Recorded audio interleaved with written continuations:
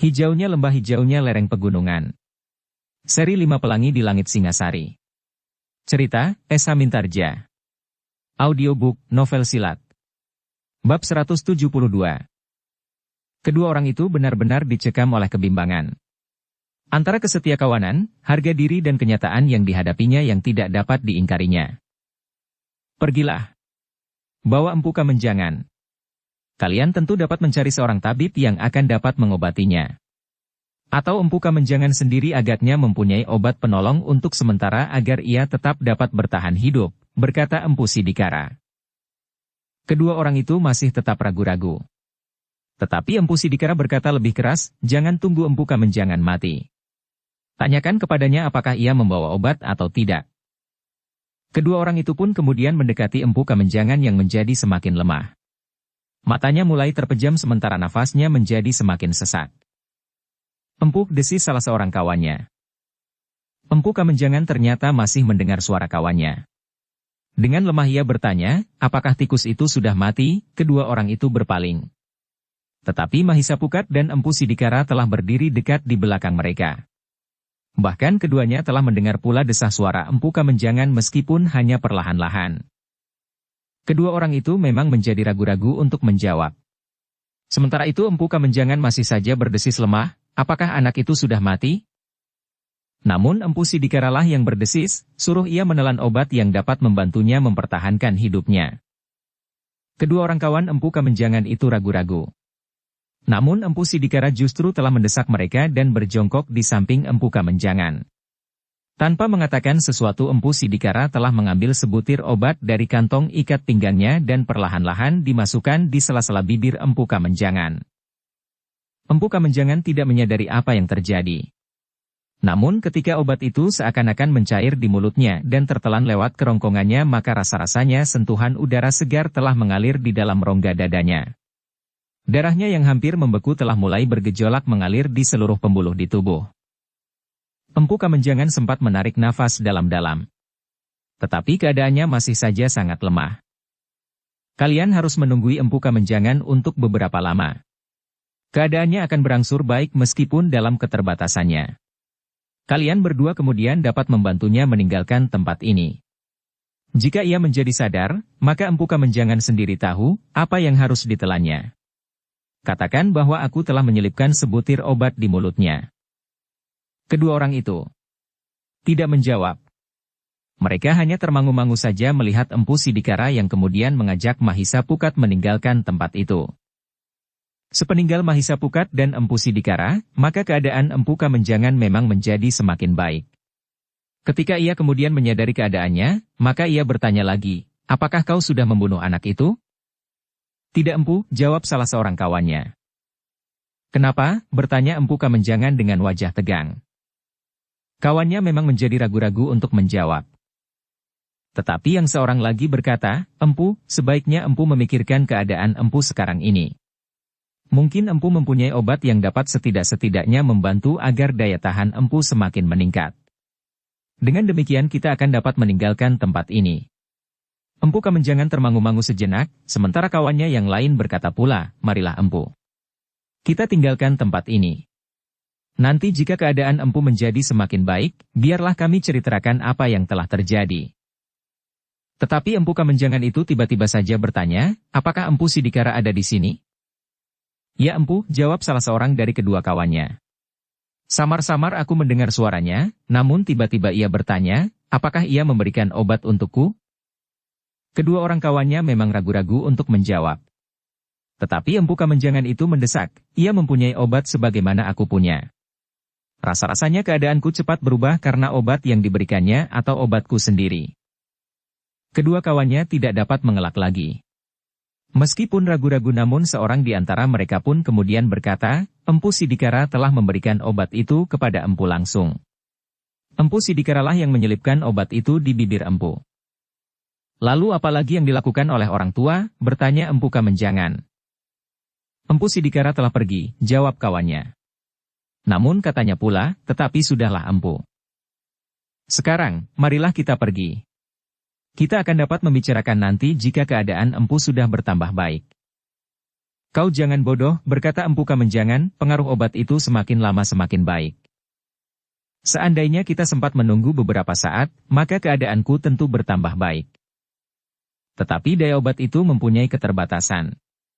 Semakin lama memang semakin baik. Tetapi bagaimana jika terlalu lama melampaui daya kekuatannya dalam keterbatasannya? Empu Kamenjangan menarik nafas dalam-dalam. Lalu katanya, baiklah. Marilah kita pergi. Kedua orang kawannya itu pun telah membantu Empu Kamenjangan bangkit berdiri. Ternyata bahwa kekuatan yang tersisa dan yang bahkan telah dibantu oleh obat yang telah diselipkan di bibirnya, namun Empu Kamenjangan masih harus dipapah oleh kedua orang kawannya ketika ia meninggalkan tempat itu.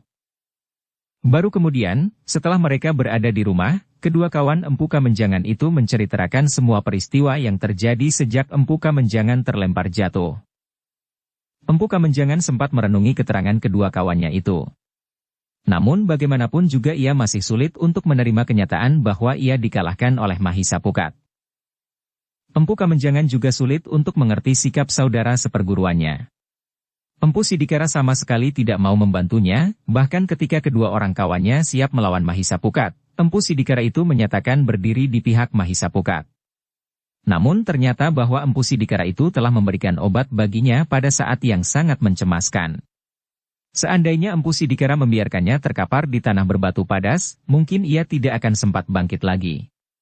Justru karena obat yang diberikan oleh Empu Sidikara itu, maka ia sempat sampai ke rumahnya dan kemudian sempat menelan obat yang lebih sesuai dengan keadaannya yang parah itu. Kedua orang kawannya itu kemudian menasehatkan kepada Empu Kamenjangan untuk beristirahat saja lebih dahulu tanpa memikirkan bermacam-macam persoalan. Biarlah yang telah terjadi atasnya itu terjadi. Jika keadaan Empu Kamenjangan telah menjadi baik, maka ia akan dapat membuat pertimbangan-pertimbangan baru, apa yang akan dilakukannya.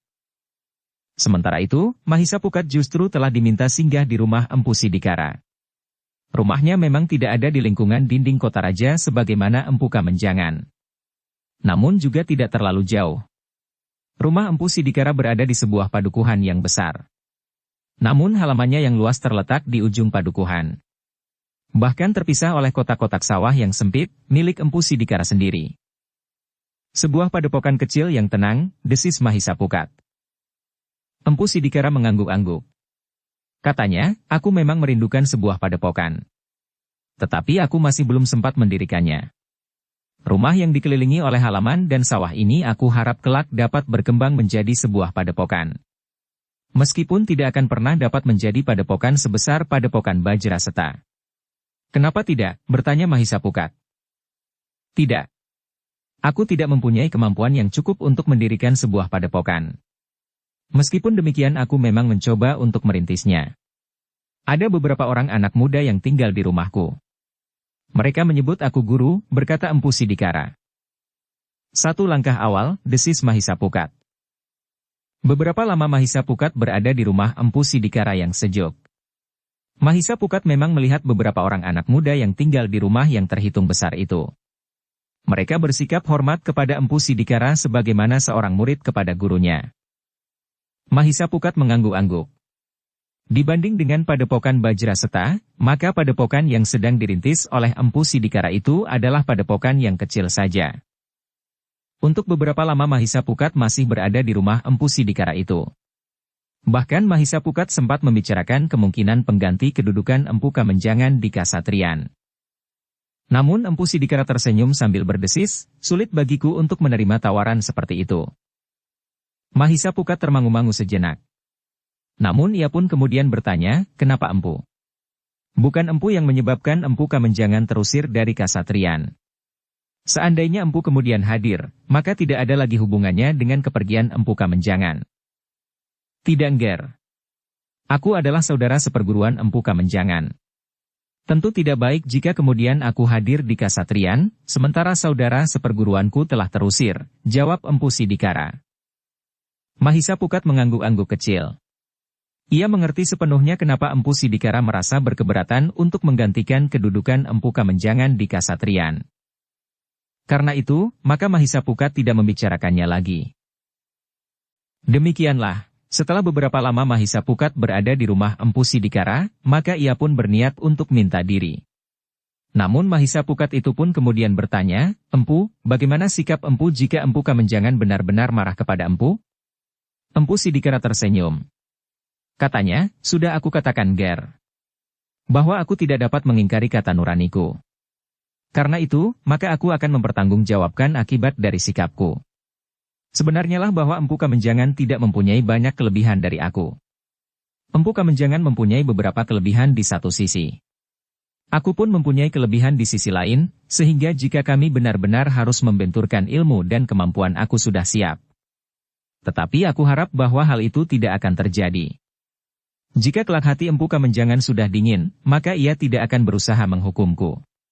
Sementara itu kedua kawannya tentu akan membuat pertimbangan-pertimbangan lain. Untuk apa ia tetap setia kepada Empu Kamenjangan jika mereka sudah tidak lagi mempunyai kepentingan yang sama?" Mahisa Pukat mengangguk-angguk. Hatinya ikut menjadi tenang mendengar sikap Empu Sidikara. Empu Sidikara ternyata sama sekali tidak digelisahkan oleh sikap saudara seperguruannya itu kelak.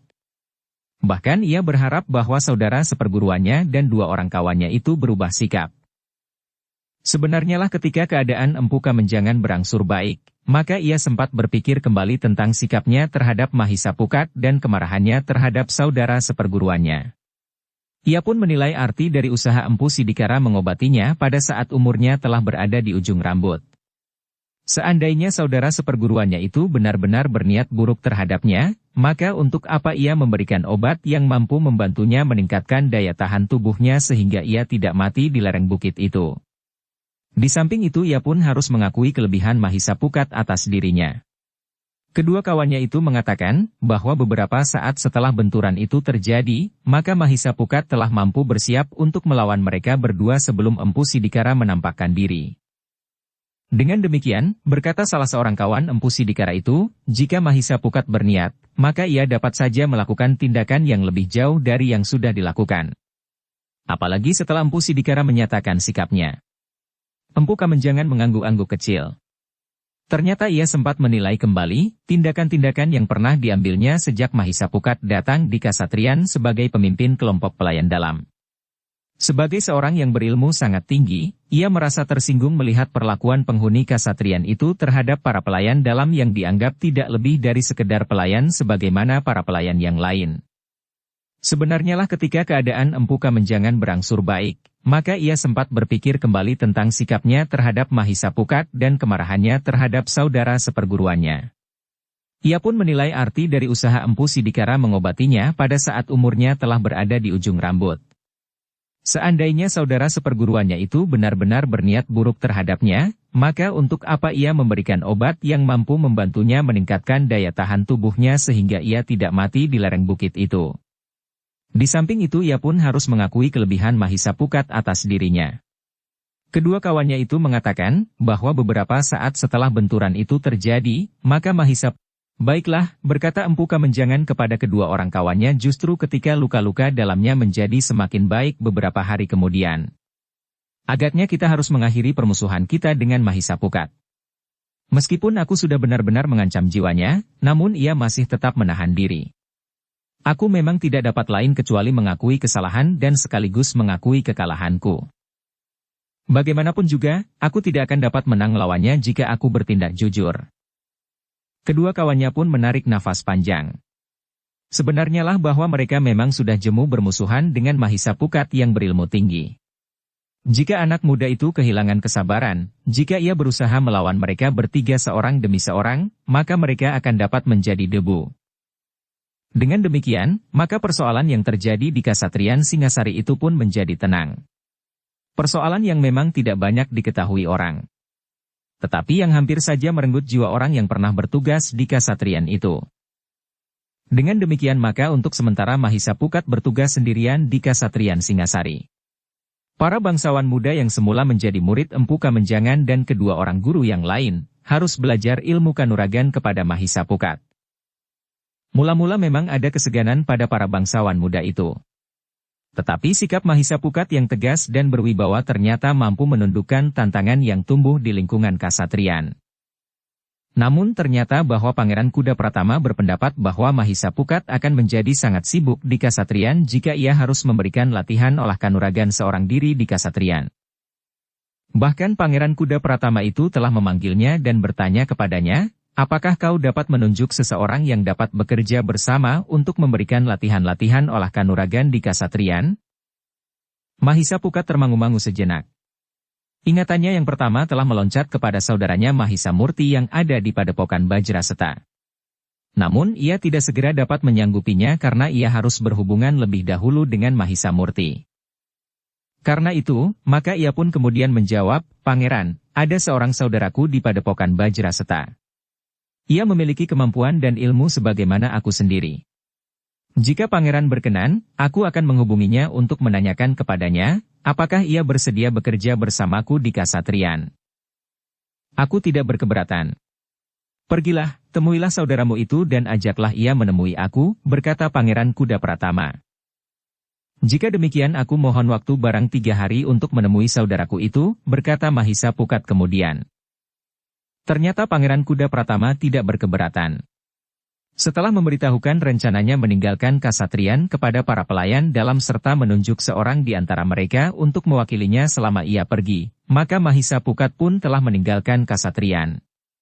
Ia sempat singgah untuk menemui ayahnya, memberitahukan rencananya untuk minta agar Mahisa Murti bersedia berada di Kasatriyan. Demikianlah, maka Mahisa Pukat pun kemudian telah meninggalkan kota raja seorang diri menuju ke padepokan Bajraseta dengan penuh harapan bahwa saudaranya akan bersedia bekerja bersamanya di Kasatriyan. Perjalanan panjang yang ditempuh seorang diri memang terasa melelahkan. Namun karena Mahisa Pukat memacu kudanya sambil berpengharapan, maka ia dapat mengatasi perasaan lelah. Bahkan rasa-rasanya ia ingin berpacu lebih cepat lagi. Meskipun demikian Mahisa Pukat memang harus singgah di sebuah kedai. Kecuali untuk kepentingan Mahisa Pukat sendiri, kudanya pun perlu beristirahat, minum dan makan rumput segar. Baru setelah beristirahat beberapa lama, maka Mahisa Pukat segera melanjutkan perjalanannya. Ternyata tidak ada hambatan apapun di perjalanan. Sehingga Mahisa Pukat telah sampai ke padepokan Bajraseta dengan selamat. Kedatangan Mahisa Pukat disambut dengan wajah-wajah cerah. Mahisa Murti, Wantilan, Mahisa Semu apalagi Mahisa Amping telah menyatakan kegembiraan mereka atas kedatangan Mahisa Pukat. Demikian pula para cantrik yang sudah lama tidak melihat Mahisa Pukat di padepokan itu. Hampir tanpa berhenti Mahisa Amping bertanya apa saja yang telah dilakukan Mahisa Pukat di kota raja. Sekali-sekali Mahisa Semu pun telah menanyakannya pula tentang pengalaman Mahisa Pukat selama di kota raja. Dengan senang hati Mahisa Pukat pun menceritakan apa yang telah dialaminya. Juga keberhasilannya memasuki lingkungan pelayan dalam. Alangkah senangnya, berkata Mahisa Amping. Mahisa Pukat tersenyum. Tetapi ia tidak mengatakan bahwa sebenarnya ilmunya berada pada tataran yang lebih tinggi dari tataran ilmu pelayan dalam pada umumnya. Demikianlah, Mahisa Pukat masih belum secara langsung mengatakan niat kedatangannya kepada Mahisa Murti. Waktu yang ada dipergunakannya untuk melihat-lihat padepokan yang untuk beberapa lama ditinggalkannya. Banyak hal yang menumbuhkan kembali keterikatannya dengan padepokan itu. Namun Mahisa Pukat juga harus mengingat keinginan Sasi. Sasi tentu lebih senang jika ia mengabdikan dirinya di istana Singasari sebagaimana ayah Sasi itu sendiri daripada berada di padepokan seperti ini. Mahendra yang mengetahui dengan pasti perasaan Mahisa Murti pada dasarnya berkeberatan atas rencana anaknya itu. Namun ia tidak ingin mendahuluinya meskipun ia yakin bahwa Mahisa Murti tidak akan bersedia memenuhinya. Meskipun demikian Mahendra itu juga bertanya, jika Mahisa Murti kau ajak untuk berada di Kasatriyan pula, siapakah yang akan mengurusi padepokan Bajraseta? Ada beberapa orang yang sudah sanggup melakukannya, jawab Mahisa Pukat, ada Paman Wantilan, ada Mahisa Semu dan para cantrik yang umurnya menjadi semakin tua.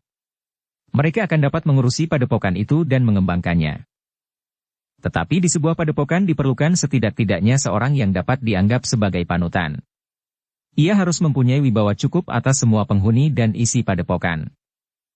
Setidak-tidaknya hanya untuk sementara ayah. Sebelum aku mendapatkan kawan yang lain yang memadai. Jika aku sudah mendapatkannya, maka biarlah Mahisa Murti kembali ke padepokan. Namun bagaimana dengan Mahisa Murti?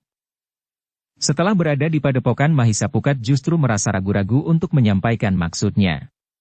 Ia tidak sampai hati membiarkan padepokan yang telah dibangunnya itu ditinggal tanpa pimpinan yang cukup berwibawa. Jika ia pergi dan kemudian Mahisa Murti juga pergi, padepokan itu benar-benar akan kehilangan panutan sebagaimana dikatakan oleh ayahnya. Karena itu, maka Mahisa Pukat masih harus berpikir ulang tentang niatnya untuk mengajak Mahisa Murti ke kota raja. Meskipun demikian, Mahisa Pukat akhirnya mengatakan juga maksud kedatangannya kepada Mahisa Murti ketika mereka tinggal berdua saja. Meskipun agak ragu, namun Mahisa Pukat menceritakan apa yang telah dialaminya di Kasatriyan.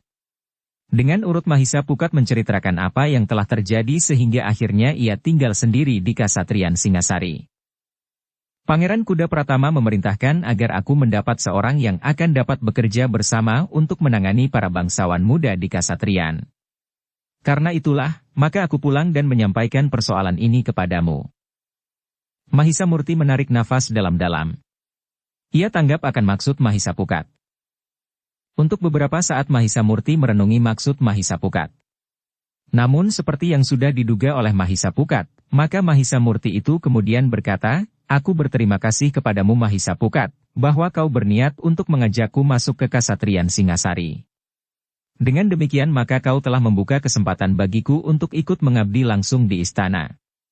Tetapi jika aku kemudian juga meninggalkan padepokan ini, lalu siapakah yang akan mengungsi padepokan kita ini? Kita sudah mendirikannya, memupuknya sehingga dapat tumbuh dengan subur. Jika kemudian kita tinggalkan, bukankah kerja yang telah kita lakukan itu akan sia-sia?" Mahisa Pukat mengangguk-angguk kecil. Katanya, "Aku mengerti Mahisa Murti. Ketika aku memasuki padepokan ini, maka sudah terlintas di angan-anganku jawabanmu seperti itu. Berbeda dengan saat aku mendengar perintah Pangeran Kuda Pratama yang dengan serta-merta aku telah berpaling kepada kemungkinan membawamu ke Kasatriyan. Aku minta maaf Mahisa Pukat," berkata Mahisa Murti kemudian, "tetapi apakah ayah mengerti rencanamu ini?" "Ya. Ayah pun telah mengatakan kepadaku kemungkinan sikapmu itu. Karena itu, maka aku dapat mengerti sepenuhnya," jawab Mahisa Pukat. "Syukurlah jika kau dapat mengerti. Aku sangat berterima kasih kepadamu," berkata Mahisa Murti kemudian. Mahisa Pukat memang tidak dapat berkata apapun lagi tentang niatnya mengajak Mahisa Murti memasuki lingkungan Kasatriyan. Namun demikian Mahisa Pukat telah minta pertimbangan Mahisa Murti, bagaimana pendapatnya jika ia mengajak Mahisa Semu untuk sekedar membantunya di Kasatriyan. Setidak-tidaknya untuk sementara karena Mahisa Semu sudah memiliki dasar kemampuan yang utuh dari landasan ilmu padepokan Bajraseta. Mahisa Murti termangu-mangu sejenak. Dengan nada dalam ia berkata, "Aku masih menyaksikan kematangannya berpikir. Ia masih terlalu muda untuk membimbing anak-anak muda pula. Jika terjadi pergeseran sikap di antara mereka, maka suasananya akan cepat menjadi panas." Mahisa Pukat pun mengangguk-angguk pula. Ia mengerti keberatan yang diajukan oleh Mahisa Murti. Karena itu, maka katanya, "Baiklah. Jika demikian aku akan kembali tanpa siapapun juga. Kami minta maaf, Pukat, bahwa kami tidak dapat memenuhi keinginanmu." "Aku mengerti. Padepokan ini memang tidak dapat ditinggalkan," jawab Mahisa Pukat. Tetapi Mahisa Murti pun kemudian berkata, "Meskipun demikian, biarlah aku akan ikut bersamamu sampai ke Singasari. Aku ingin mengunjungi ayah barang 2-3 hari. Aku akan mengajak Mahisa Semu dan Mahisa Amping." "Apakah Amping sudah dapat berkuda sendiri pada jarak sejauh Singasari?" bertanya Mahisa Pukat. "Aku kira ia sudah dapat melakukannya," jawab Mahisa Murti. "Syukurlah," desis Mahisa Pukat, "mudah-mudahan ia cepat menguasai ilmu yang diperuntukkan baginya pada umurnya. Aku kira ia sudah cukup baik. Ia justru mampu menunjukkan kelebihan dari takaran yang seharusnya bagiku," jawab Mahisa Murti. Mahisa Pukat mengangguk-angguk. Ia pun teringat kepada 2 orang remaja di Kasatriyan yang sejak semula diasuhnya. Keduanya adalah remaja yang memiliki dasar yang baik sebagaimana Mahisa Amping. Katanya di dalam hati, mudah-mudahan keduanya mampu menyerap ilmu sebagaimana dilakukan oleh Mahisa Amping. Demikianlah, maka keduanya sepakat untuk bersama-sama menempuh perjalanan ke kota raja. Mahisa Pukat harus kembali ke Kasatriyan sementara Mahisa Murti akan mengunjungi ayahnya bersama dengan Mahisa Semu dan Mahisa Amping. Sementara mereka pergi maka Mahisa Murti minta agar Wantilan dan beberapa orang cantrik tertua untuk memimpin padepokan itu. Semua kerja kita sehari-hari hendaknya dapat berlangsung dengan baik, pesan Mahisa Murti. Kami akan berusaha, jawab Wantilan. Kami tidak akan lama paman, berkata Mahisa Murti, mungkin hanya 3 hari. 5 hari dengan perjalanan pulang balik. Baiklah. Tetapi jangan lebih lama lagi. Padepokan ini akan terasa sepi tanpa kalian bertiga, berkata Wantilan. Mahisa Pukat menarik nafas dalam-dalam. Kepergian Mahisa Murti untuk sekitar 5 hari sudah dianggap cukup lama. Apalagi jika ia benar-benar meninggalkan padepokan itu. Maka padepokan Bajra Seta tentu akan segera menjadi susut dan bahkan mungkin akan hilang sama sekali. Karena itu, seandainya Mahisa Murti bersedia sekalipun, maka ia memang berniat untuk mengurungkan maksudnya mengajak Mahisa Murti untuk bekerja bersamanya di Kasatriyan. Meskipun demikian, maka mereka berdua bersama Mahisa Semu dan Mahisa Amping bersama-sama pergi ke kota raja. Mereka menempuh perjalanan berkuda pada jarak yang cukup panjang. Mahisa Semu dan Mahisa Amping yang jarang keluar dari padepokannya sejak mereka tinggal di padepokan itu, merasa betapa lapangnya penglihatannya. Sawah yang luas sampai ke kaki cakrawala. Bukit-bukit yang membujur di kejauhan seperti tubuh raksasa dalam dongeng yang sedang tidur nyenyak. Semuanya itu pernah dilihatnya. Tetapi setelah beberapa lama ia berada di padepokan Bajra Seta, maka ia pun jarang menempuh perjalanan jauh, sehingga perjalanan yang dilakukan itu, rasa-rasanya telah membuatnya menjadi segar. Langit yang bersih, angin semilir lembut, membuat wajah anak itu menjadi semakin cerah. Mahisa Amping itu teringat saat pengembaraannya bersama Mahisa Murti, Mahisa Pukat, Mahisa Semu dan Wantilan. Mereka berjalan saja tanpa batas waktu dan tujuan. Meskipun akhirnya mereka memasuki padepokan Bajra Seta. Di luar sadarnya Mahisa Amping itu pun telah memacu kudanya di paling depan. Sambil mengamati alam yang ramah, Mahisa Amping sempat melihat beberapa orang petani yang bekerja keras di sawah mereka masing-masing. Mereka dengan tekun membersihkan sawah mereka dari rerumputan liar yang tumbuh di antara batang-batang padi yang hijau. Mahisa Pukat, Mahisa Murti dan Mahisa Semu memang tidak ingin menempuh perjalanan itu terlalu cepat. Meskipun kuda mereka berlari di atas jalan bulak, tetapi tidak terlalu kencang. Mereka membiarkan Mahisa Amping mendahului mereka, kemudian berhenti pada jarak yang agak jauh, di bawah pepohonan yang rindang. Sebagaimana dahulu sering dilakukannya. Bahkan dahulu Mahisa Amping yang berlari-lari mendahului perjalanan mereka, sempat memanjat pohon-pohon yang tumbuh di pinggir jalan. Ketika kemudian matahari melampaui puncak, maka mereka pun telah singgah di sebuah kedai di pinggir jalan itu. Kedai yang terhitung cukup besar. Bukan saja para penunggang kuda yang dapat beristirahat sambil minum dan makan, tetap kuda-kuda mereka pun dapat beristirahat sambil minum dan makan pula. Ketika mereka memasuki kedai itu, maka beberapa orang telah berada di dalamnya. Nampaknya mereka juga orang-orang yang menempuh perjalanan jauh. Seorang di antara mereka adalah seorang yang telah berambut dan berjanggut putih. Tetapi orang itu masih nampak kuat dan tegar. Adalah di luar dugaan bahwa orang berambut putih yang nampaknya sedang berbincang dengan kawan-kawannya itu berkata, "Aku tidak rela bahwa Sidikara telah mengkhianati Kamenjangan." Tetapi bukankah Empu Kamenjangan akhirnya sudah mengakui kekeliruannya? Ia telah salah langkah sehingga akhirnya ia justru terusir dari Kasatriyan. Itulah yang harus dibenahi. Memang agaknya tidak ada lagi jalan kembali ke Kasatriyan. Tetapi seharusnya Sidikara tidak mengkhianatinya. Aku benci pada orang-orang yang demikian, geram orang berambut putih itu. Tetapi guru, yang bersalah adalah Empu Kamenjangan. Bukan Empu Sidikara, berkata yang lain. Omong kosong, jawab orang itu, apa artinya salah atau benar bagi saudara seperguruan? Yang penting saudara-saudara seperguruan harus hidup dalam kesetiakawanan. Bukan saja saat mereka berguru. Tetapi juga kemudian setelah mereka berada di luar dinding perguruan. Tiba-tiba seorang yang bertubuh gemuk dan yang makan paling banyak di antara mereka berkata, tetapi bukankah Empu Kamenjangan memang kalah dan ia pun mengakui kekalahan itu? Justru pada saat yang demikian Sidikara harus tampil. Bukan sebaliknya malahan berkhianat, jawab orang berambut putih itu. Yang lain pun terdiam. Sementara orang berambut putih itu berkata, itulah sebabnya kalian telah kami kumpulkan. Kita akan berbicara dengan Kamenjangan dan Sidikara. Aku berniat untuk menebus kekalahan ini. Beberapa orang di antara mereka saling berpandangan. Tetapi mereka tidak berkata apa-apa. Tetapi ketika orang tua itu keluar sebentar untuk pergi ke pekiwan, maka seorang di antara mereka berkata, apa sebenarnya yang dikehendaki oleh guru? Semakin tua, ia menjadi semakin berubah. Ia tidak lagi mampu menilai persoalan-persoalan yang dihadapinya dengan penalaran yang bening. Kita tahu bahwa Kakang Kamenjangan adalah murid yang dianggap terbaik oleh guru. Ia mendapat kesempatan lebih dari murid-muridnya yang lain. Karena itu, bahwa Empu Kamenjangan dikatakan dapat dikalahkan oleh seorang anak muda, maka janggutnya merasa terbakar. Hus, desis yang lain. Tetapi bukankah guru memang sudah berubah, berkata orang yang pertama. Ia memang menjadi semakin tua. Tetapi ada yang tidak berubah. Aku masih dibiarkan makan sebanyak-banyaknya, berkata orang yang gemuk itu. Kawan-kawannya sempat tertawa. Seorang di antaranya berkata, kau tidak pernah berpikir lain kecuali makan sebanyak-banyaknya. Apapun yang terjadi di sekelilingmu tidak akan mempengaruhimu, asal kau masih tetap dapat makan sebanyak-banyaknya. Orang itu tertawa.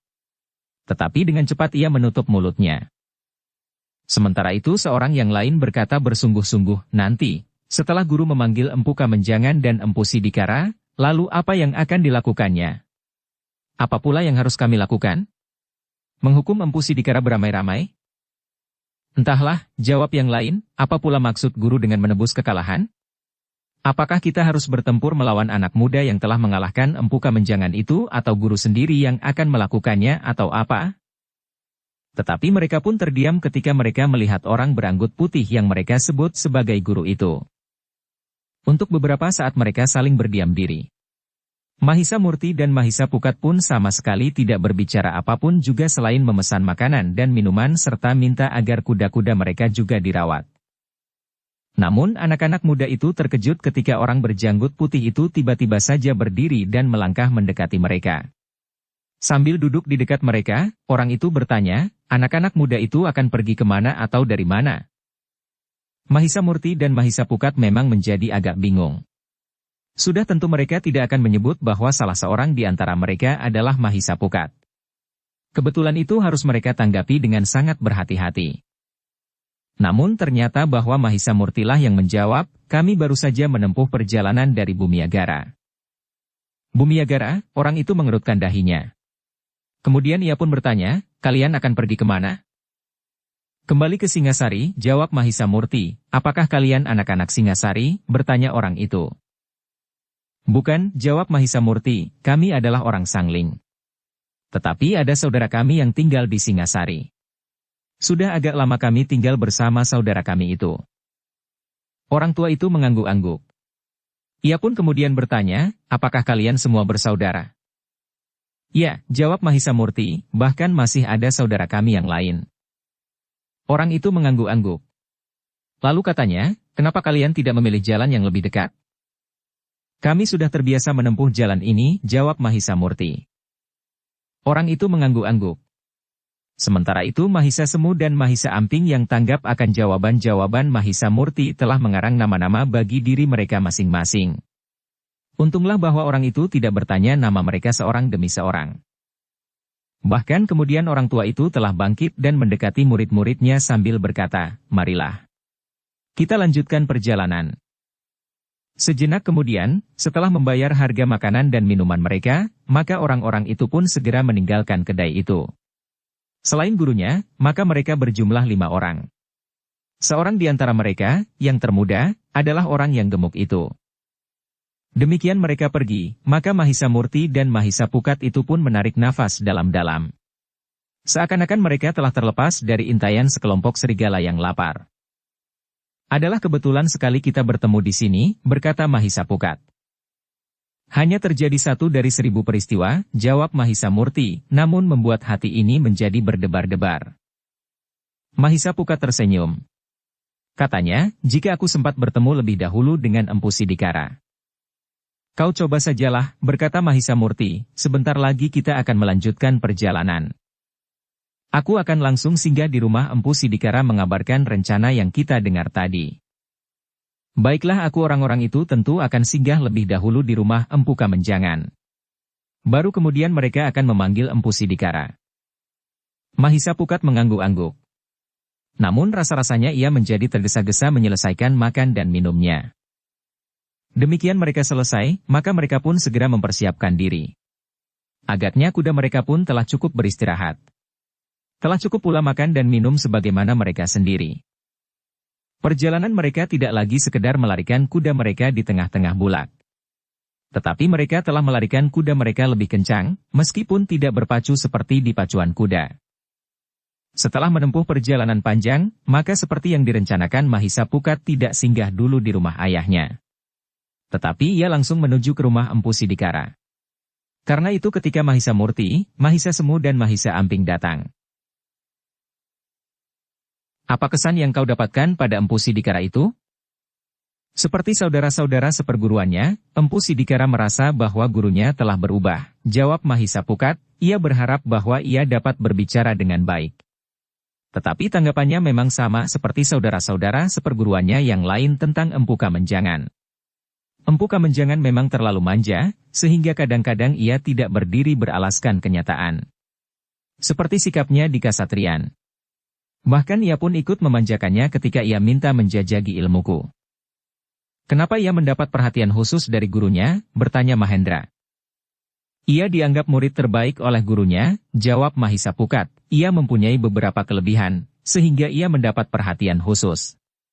Mungkin gurunya menumpahkan harapannya atas kelangsungan perguruannya kepada Empu Kamenjangan. Kesempatan Empu Kamenjangan menyusupkan ilmunya lewat para bangsawan muda di Kasatrian, ia berharap bahwa ilmunya akan menjadi ilmu yang paling berpengaruh.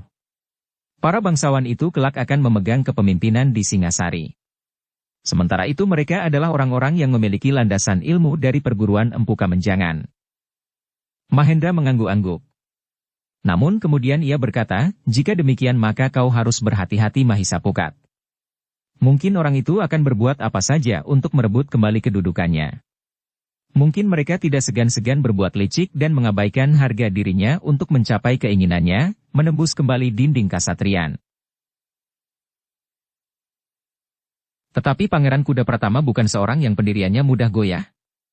Besok aku akan memberikan laporan tentang kedatangan Guru Empu Kamenjangan serta apa yang ia inginkan, berkata Mahisa Pukat.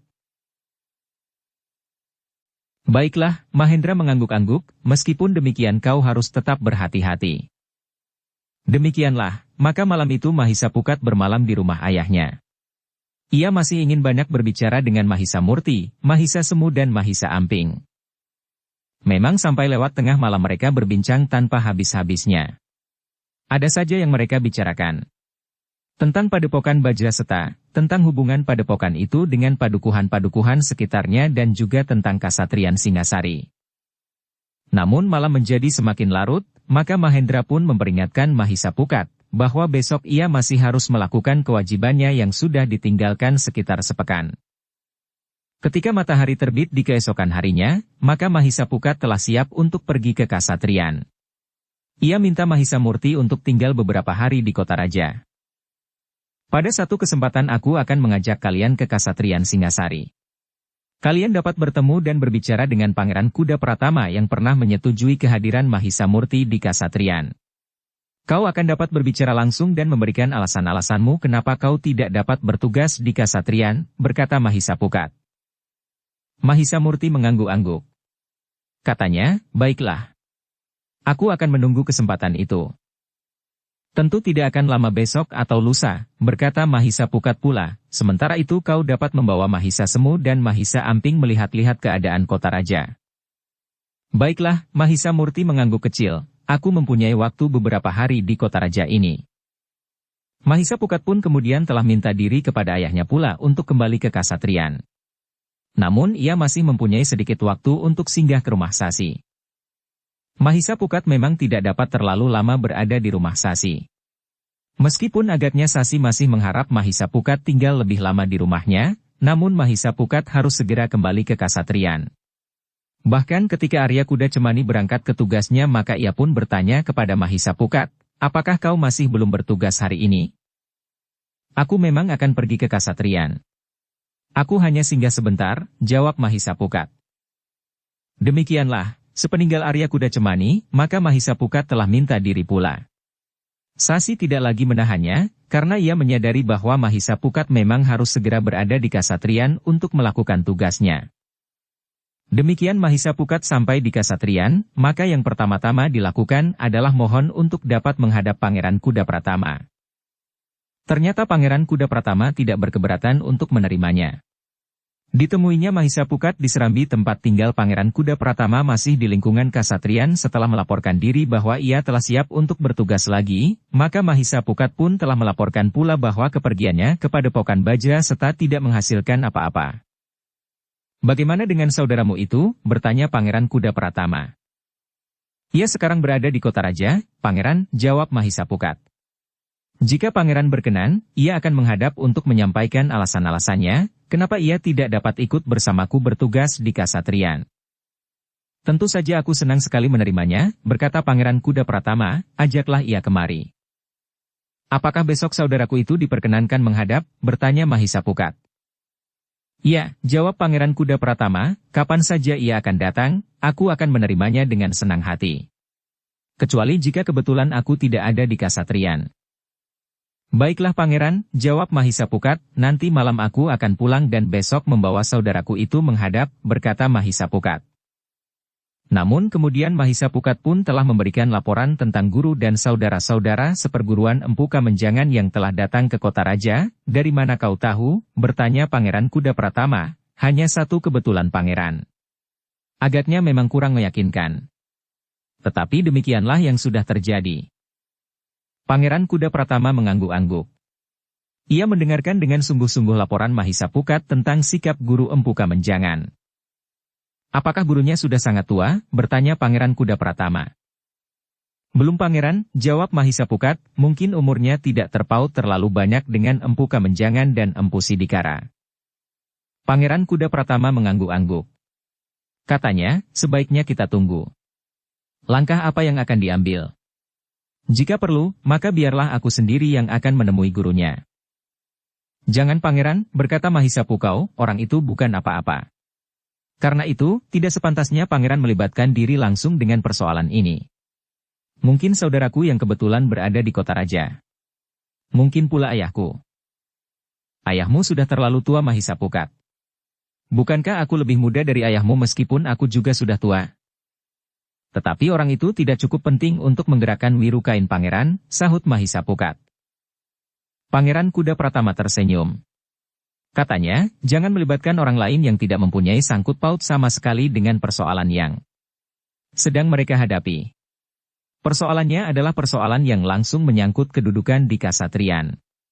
Karena itu, maka akulah yang bertanggung jawab. Jangan Pangeran, Mahisa Pukat mencoba mencegah. Namun Pangeran Kuda Pratama justru tertawa, jangan memperkecil arti kehadiranku di Kasatriyan ini Mahisa Pukat. Ampun Pangeran, jawab Mahisa Pukat sambil menunduk dalam-dalam. Kalau kau menghargai aku, maka biarlah aku mempertanggungjawabkan keputusan yang aku ambil. Mahisa Pukat tidak berani menjawab lagi. Karena itu maka ia pun hanya dapat menundukkan kepalanya dalam-dalam. Sudahlah, berkata Pangeran Kuda Pratama, jangan dipikirkan terlalu panjang. Ajak saja besok saudaramu itu kemari. Aku memang ingin mendengarkan alasannya kenapa ia tidak bersedia bertugas di Kasatriyan. Tugas yang ditunggu oleh banyak orang. Baik Pangeran, jawab Mahisa Pukat. Nah, sudahlah. Bukankah kau akan mulai melakukan tugasmu setelah kurang lebih sepekan kau tinggalkan, berkata Pangeran Kuda Pratama selanjutnya.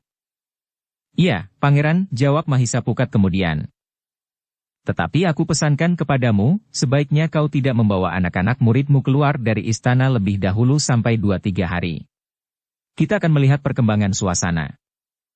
Mahisa Pukat justru menjadi termangu-mangu. Meskipun dengan agak ragu, ia pun bertanya, jadi maksud Pangeran, aku harus menghindari guru dan saudara-saudara seperguruan Empu Kamenjangan itu? Bukan kau. Tetapi murid-muridmu. Anak-anak Kasatriyan. Maksudku, jika kau ingin pergi keluar, jangan bawa seorang pun di antara anak-anak Kasatriyan. Mahisa Pukat menarik nafas dalam-dalam. Justru dengan demikian maka Pangeran Kuda Pratama itu memberi isyarat kepadanya, agar ia selalu bersiap menghadapi segala kemungkinan tanpa melibatkan para bangsawan muda dari Kasatriyan. Sambil membungkuk hormat, maka Mahisa Pukat berkata, "Ampun Pangeran. Segala perintah Pangeran akan aku lakukan." Demikianlah, maka Mahisa Pukat pun kemudian telah berada kembali di antara para pelayan dalam. Baru kemudian ia mendapatkan para bangsawan muda yang telah menunggunya beberapa lama. Rasa-rasanya mereka sudah cukup lama tidak melakukan latihan bersama dengan gurunya. Selama Mahisa Pukat pergi, maka para bangsawan muda itu melakukan latihan-latihan sendiri sekedar diawasi oleh para pelayan dalam yang ditugaskan oleh Mahisa Pukat. Pada hari itu pagi-pagi benar guru Empu Kamenjangan telah mengajaknya menemui Empu Sidikara. Gurunya sama sekali tidak puas dengan keterangan Empu Kamenjangan bahwa sebenarnya ilmu anak muda yang disebut Mahisa Pukat itu sangat tinggi sehingga ia sama sekali tidak mampu mengatasinya. Tetapi telingaku mendengar bahwa Sidikara telah berkhianat kepadamu, sehingga ketika kau dikalahkan oleh anak muda itu, sementara kedua orang kawanmu ingin membelamu, justru Sidikara berdiri di pihak anak muda itu, berkata gurunya. Dari siapa guru mendengarnya? Bertanya Empu Kamenjangan. Kau tidak perlu tahu, dari siapa aku mendengar, jawab gurunya. Tetapi Empu Kamenjangan tahu, bahwa cerita itu tentu bermula dari salah seorang kawannya itu. Meskipun kawannya tidak berniat menyampaikannya kepada gurunya, tetapi orang lain yang mendengarnya dan mengenal gurunya telah menyampaikannya. Aku harus menelusuri orang yang mengenal guru itu, berkata Empu Kamenjangan di dalam hatinya. Namun kepada gurunya Empu Kamenjangan menjawab, Sidikara sama sekali tidak ingin berkhianat. Ia hanya ingin memperingatkan aku bahwa aku telah mengambil langkah yang salah. Kau tidak usah melindunginya, berkata gurunya. Aku berkata sebenarnya guru, jawab Empu Kamenjangan.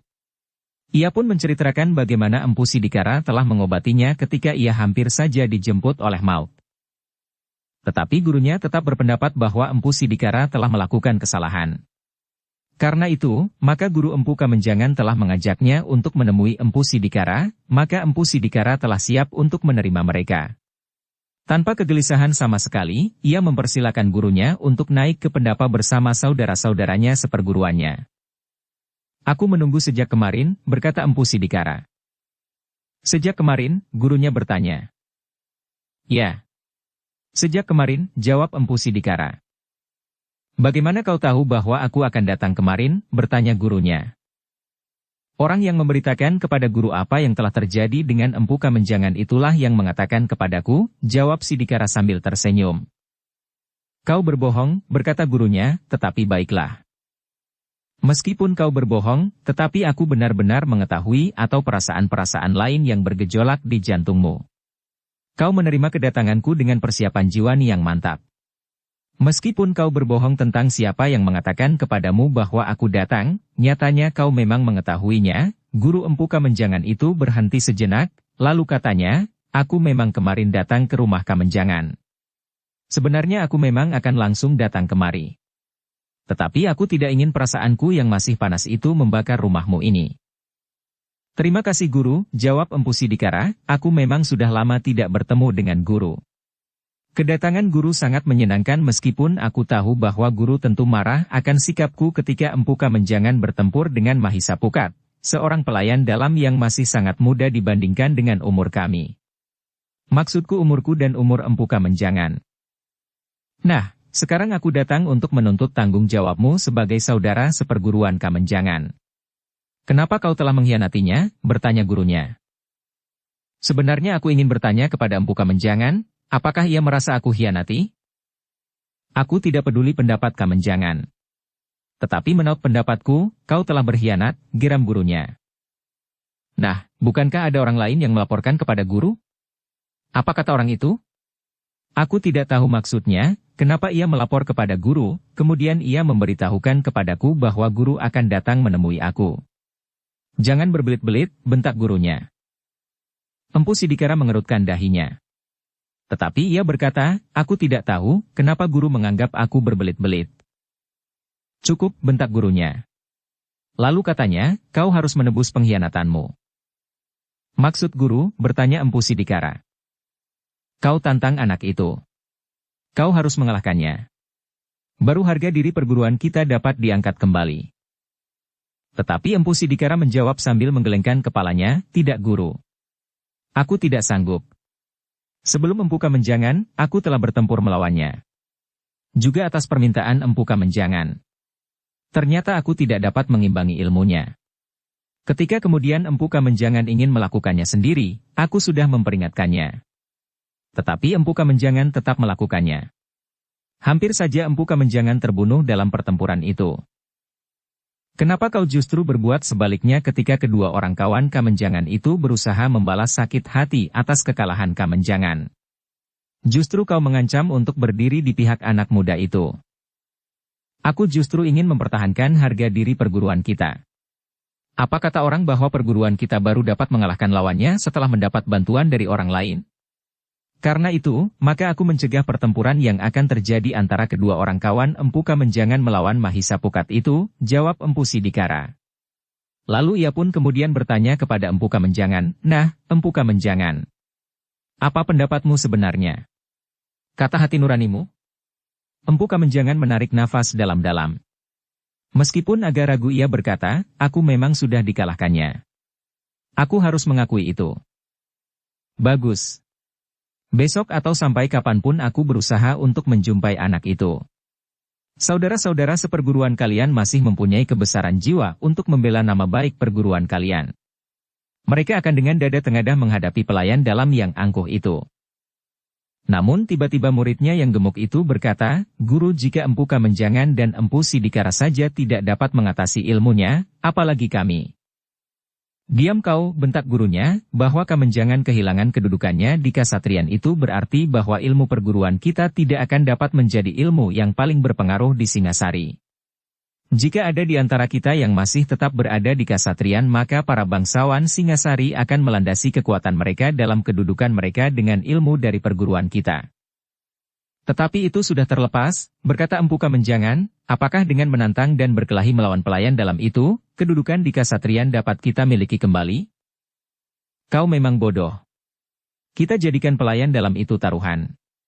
Kita akan menghidupinya jika ia mampu menempatkan kau kembali di kasatrian, jawab Empu Kamenjangan. Tetapi yang menentukan kedudukanku di kasatrian bukan pelayan dalam itu.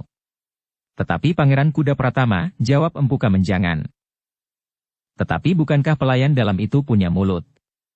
Nah, biar mulutnya itu dipergunakannya untuk menyampaikan hal itu kepada Pangeran Kuda Pratama. Empu Kamenjangan menarik nafas dalam-dalam. Namun katanya kemudian, Guru. Jika guru mau mendengarkan kata-kataku, sudahlah. Kita lupakan saja kedudukan di kasatrian itu. Aku sudah merasa bersalah. Jika guru ingin menghukum aku sama sekali tidak berkeberatan. Aku tidak mau menjadi putus asa seperti itu, jawab gurunya, aku harus mendapatkan apa yang aku inginkan. Tetapi, Empu Kamenjangan memotong, aku tidak mengira bahwa guru akan bersikap demikian. Selama ini aku justru mencemaskan guru, justru guru akan sangat marah kepadaku karena ketamakanku di kasatrian. Setelah aku mendapat kedudukan di kasatrian, aku menjadi lupa diri dan melupakan semua pesan guru. Tutup mulutmu Kamenjangan. Kau sudah mengusutkan nama perguruan kita, sekarang kau masih juga ingin menentang sikapku. Aku sudah mengambil keputusan. Meskipun kalian menganggap aku berubah, tetapi niatku untuk menguasai landasan ilmu bagi para bangsawan di Singasari tidak akan berubah. Satu cara untuk menjadikan perguruan kita menjadi perguruan yang paling berpengaruh di Singasari. Empu Kamenjangan memang terdiam. Namun Empu Sidikaralah yang berkata, Guru. Biarlah aku berterus terang. Tidak ada seorang pun di antara kita yang akan mampu mengalahkan anak muda itu. Aku tidak akan minta salah seorang dari antara kalian untuk berperang tanding. Kita akan menangkapnya dan memaksanya untuk menempatkan kembali Kamenjangan di kasatrian. Aku percaya bahwa orang-orang seperti itu akan memegang janjinya. Satu hal yang mustahil, berkata Empu Kamenjangan. Kalian memang orang-orang dungu, bodoh dan pengecut. Tetapi kalian harus mencobanya. Kita tidak mempunyai jalan lain. Kita akan menunggu di tempat yang terbiasa baginya untuk mengadakan latihan di luar istana, bahkan di luar kota raja. Kemudian kita akan menangkapnya dan memaksanya untuk berjanji. Jika kalian semuanya tidak mampu menghadapinya, biarlah aku turut campur. Guru, berkata Empu Kamenjangan, aku benar-benar tidak mengerti sikap guru sekarang. Dengan demikian maka Mahisa Pukat pun merasa bahwa persoalan saudaranya yang tidak bersedia menjalani tugas di Kasatriyan itu sudah selesai. Mahisa Pukat merasa bahwa ia telah menawarkannya, sehingga penolakan saudaranya itu akan dapat menyinggung perasaan Pangeran Kuda Pratama. Namun ternyata tidak. Pangeran Kuda Pratama dapat mengerti sepenuhnya kenapa Mahisa Murti tidak dapat mengabdikan dirinya di Istana Singasari. Selain daripada itu, maka Mahisa Pukat ingin mengajak Mahisa Murti untuk pergi ke lereng bukit. Ketika semua keduanya telah berada di serambi sebelum tidur, maka Mahisa Pukat telah menceritakan persoalan yang ternyata kemudian timbul karena kehadiran guru Empu Kamenjangan itu. Baiklah, berkata Mahisa Murti, besok aku ikut pergi ke lereng bukit, jawab Mahisa Murti. Malam itu, Mahisa Murti telah tidur di bilik yang diperuntukkan para pelayan dalam. Karena ada beberapa orang yang bertugas malam itu, maka Mahisa Murti dapat menempati pembaringannya malam itu.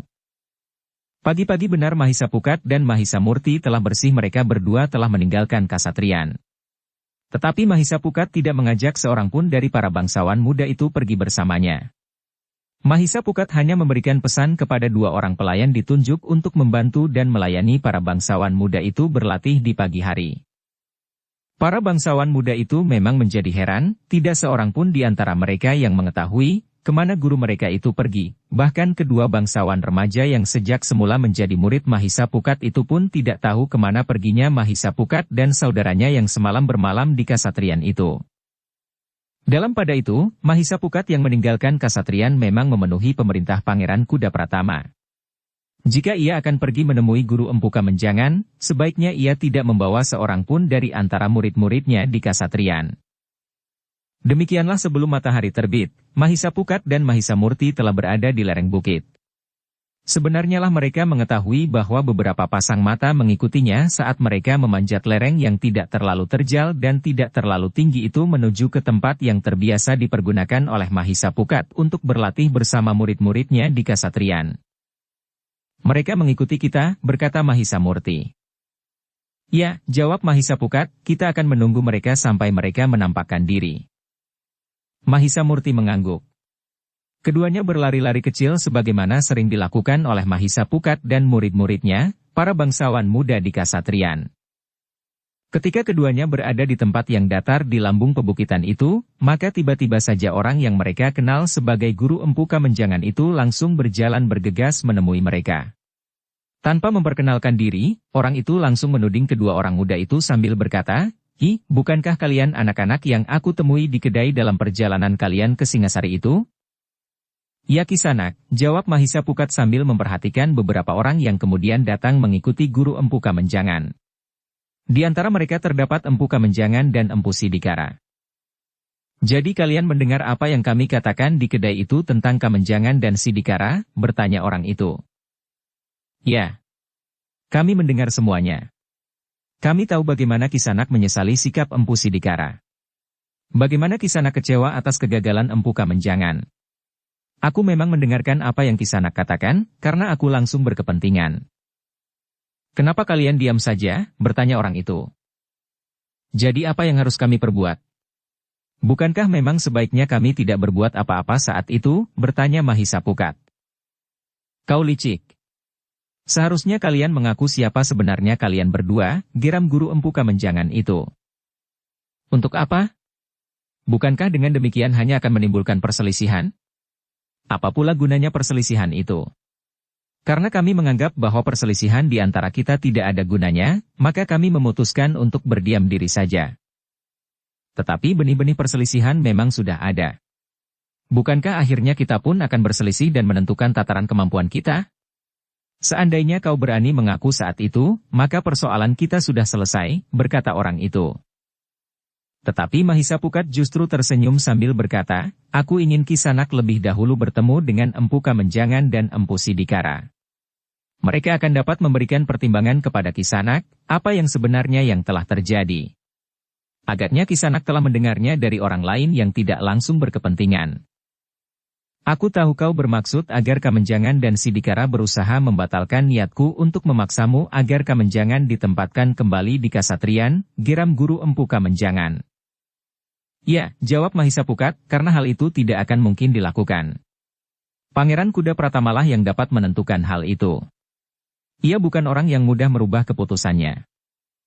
Tetapi jika perubahan itu disertai dengan alasan-alasan yang masuk akal, maka pangeran tua itu tentu akan menerimanya, berkata Guru Empu Kamenjangan dengan nada tinggi. Tetapi Mahisapukat menggeleng. Katanya, aku tidak akan mampu meyakinkannya. Anak muda, berkata Guru Empu Kamenjangan itu, kami datang memang untuk menangkapmu.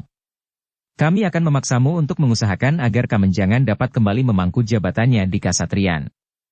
Dengan demikian maka barulah persoalan di antara kita selesai. Aku memang tidak akan menuntut apapun juga kecuali kedudukan itu. Meskipun dengan kehadiranmu, maka pengaruh ilmu perguruanku atas para bangsawan di Singasari tidak akan mutlak lagi. Bukankah sejak aku belum ada di Kasatriyan pengaruh ilmu Empu Kamenjangan juga tidak mutlak? Bukankah di sini ada dua orang lain yang menjadi guru para bangsawan muda di Kasatriyan, sahut Mahisapukat. Tetapi mereka tidak berarti apa-apa. Mereka berada di bawah pengaruh Kamenjangan. Kedua orang itu tidak lebih dari sekedar membantu Kamenjangan membimbing para bangsawan muda di Kasatriyan ini. Tetapi landasan ilmu yang diberikan kepada para bangsawan muda itu adalah landasan ilmu Kamenjangan. Namun Mahisapukat tetap menggeleng. Katanya, aku tidak sanggup Kisanak. Aku tidak bertanya kau sanggup atau tidak sanggup. Tetapi aku berniat memaksamu. Jika kau berkeras tidak mau membantu Kamenjangan kembali ke Kasatriyan, maka sekarang aku akan menangkapmu dan apabila perlu membunuhmu. Sampai seberapa jauh batas apabila perlu yang Kisanak maksudkan, bertanya Mahisapukat. Persetan dengan pertanyaanmu itu. Katakan sekarang bahwa kau bersedia untuk membantuku, bentak Guru Empu Kamenjangan itu. Tetapi Mahisapukat menggeleng. Katanya, tidak, Empu. Aku tidak dapat membantu. Jika demikian aku harus memaksamu. Kami akan menangkapmu dan memaksamu untuk menerima keinginanku, membantu agar Kamenjangan dapat diterima lagi di Kasatriyan. Mahisapukat menarik nafas dalam-dalam. Katanya, jadi Kisanak akan memaksakan perselisihan? Itu salahmu. Jika kau tidak mengelakkan niatku, maka tidak akan ada perselisihan itu. Guru, berkata Empu Kamenjangan, jika demikian maka baiklah aku berterus terang. Aku tidak akan bersedia untuk bertugas kembali di Kasatriyan. Harga diriku sudah larut. Aku tidak akan mempunyai wibawa lagi atas murid-muridku. Pengecut kau, bentak gurunya marah, kenapa kau katakan bahwa aku berubah sekarang? Ternyata bukan aku yang berubah, tetapi kalian. Terutama Kamenjangan. Kau yang aku kira akan dapat melangsungkan kebesaran nama perguruan kita, ternyata kau tidak lebih dari seorang pengecut. Empu Kamenjangan tidak menjawab. Ia tahu bahwa gurunya benar-benar marah. Tetapi ia memang sudah berkeputusan tidak akan kembali ke Kasatriyan. Karena Empu Kamenjangan tidak menjawab, maka gurunya itu pun berkata, tetapi jika kau bersikeras menolak Kamenjangan, maka aku perintahkan kepada Sidikara untuk menggantikan kedudukan Kamenjangan di Kasatriyan. Jangan dengarkan kata orang, bentak Guru Empu Kamenjangan, bagiku apapun kata orang, tujuan utama perguruan kita tidak boleh terlepas dari tangan. Tetapi kita hidup di antara orang-orang, jawab Empu Sidikara meskipun agak ragu. Orang akan membicarakan kita sesuai dengan sudut pandang dan kepentingan mereka. Mungkin seseorang akan mengatakan bahwa kau tidak tahu malu. Tetapi orang lain akan memujimu sebagai pahlawan yang telah menyelamatkan nama perguruanmu. Meskipun saudara seperguruannya terusir, tetapi kau ternyata mampu menggantikannya, berkata gurunya lantang. Sementara itu, apa kata hati nurani kita sendiri, bertanya Empu Sidikara. Nah, itu tergantung kepadamu. Apakah kau seorang yang berjiwa besar, atau tidak lebih dari seekor tikus kecil sakit-sakitan? Nurani seseorang memang tergantung pada sikap jiwani serta pandangan hidupnya. Itulah sebabnya maka setiap orang mempunyai pendapat, sikap dan tanggapan yang berbeda terhadap satu persoalan. Tetapi bukankah ada keselarasan sikap yang bersifat umum? Bukankah berdasarkan atas sikap itu, maka dalam kehidupan ini terdapat keselarasan dan keseimbangan, bertanya Empu Sidikara. Itu adalah sikap batang ilalang yang merunduk kemana arah angin bertiup. Tidak. Kau dan semua murid-muridku tidak boleh bersikap sebagaimana batang ilalang.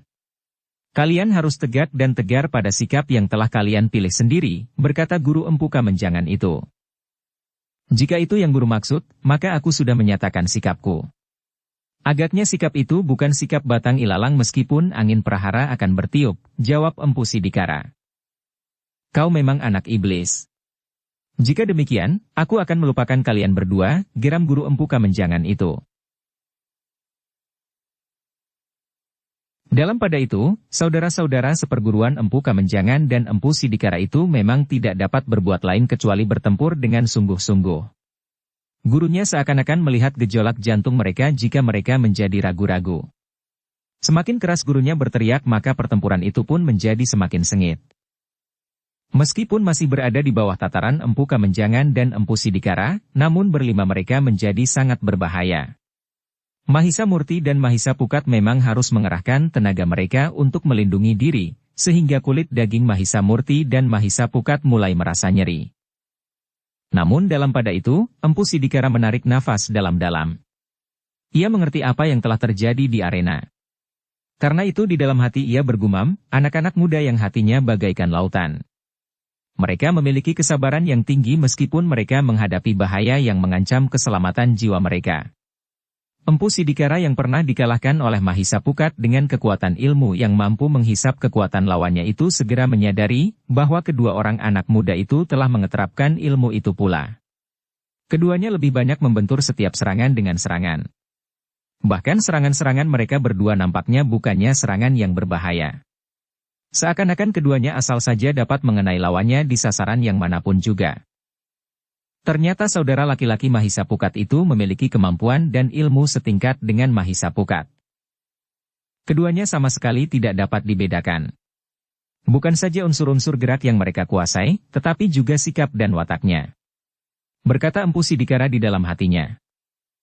Demikianlah, maka beberapa saat kemudian, pertempuran itu pun mulai menarik perhatian guru Empu Sidikara. Ia melihat perubahan yang terlalu cepat terjadi pada murid-muridnya. Mereka yang sudah terbiasa berlatih dengan mengerahkan segenap kekuatan dan tenaga mereka di dalam dan juga di luar sanggar, tentu mempunyai ketahanan tubuh yang besar.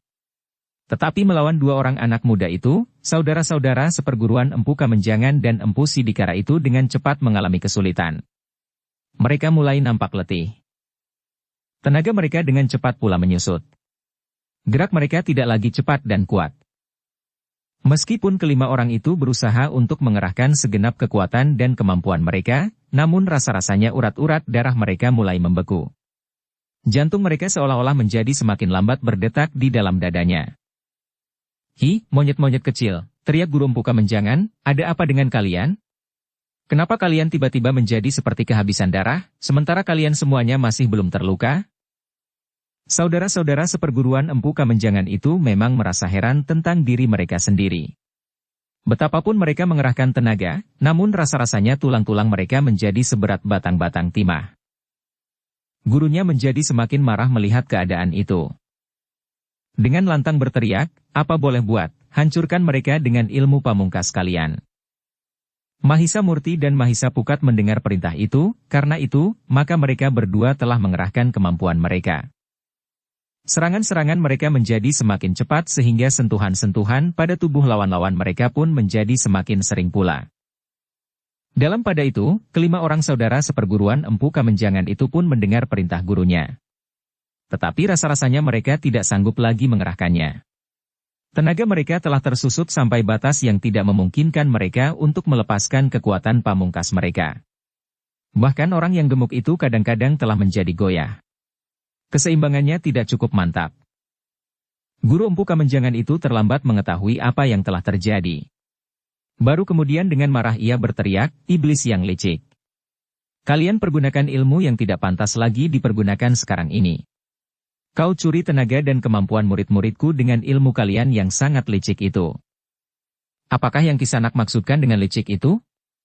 Apakah benar kami telah berbuat licik menghadapi 5 orang murid Kisanak itu?" sahut Mahisa Pukat. "Persetan," geram guru Empu Kamenjangan itu, "jika demikian, maka biarlah aku sendiri yang akan menghadapi kalian berdua." Aku tidak takut dengan ilmu iblismu itu. Kepada murid-muridnya ia pun berteriak, minggir, atau kalian akan terbakar oleh ilmu puncakku. Mahisa Pukat dan Mahisa Murti termangu-mangu sejenak.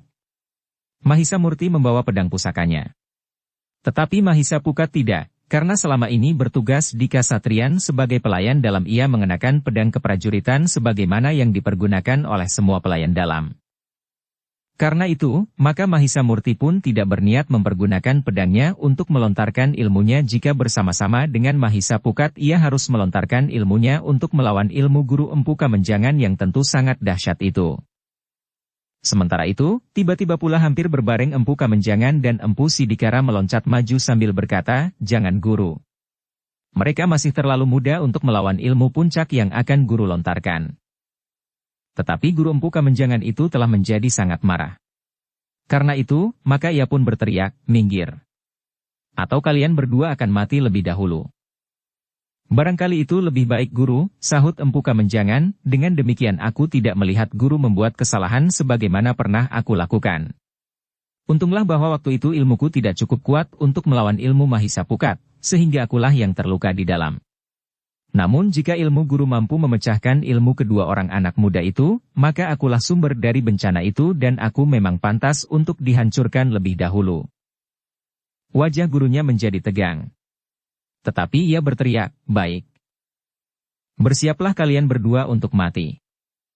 Kedua orang murid tertua itu pun telah benar-benar mempersiapkan diri.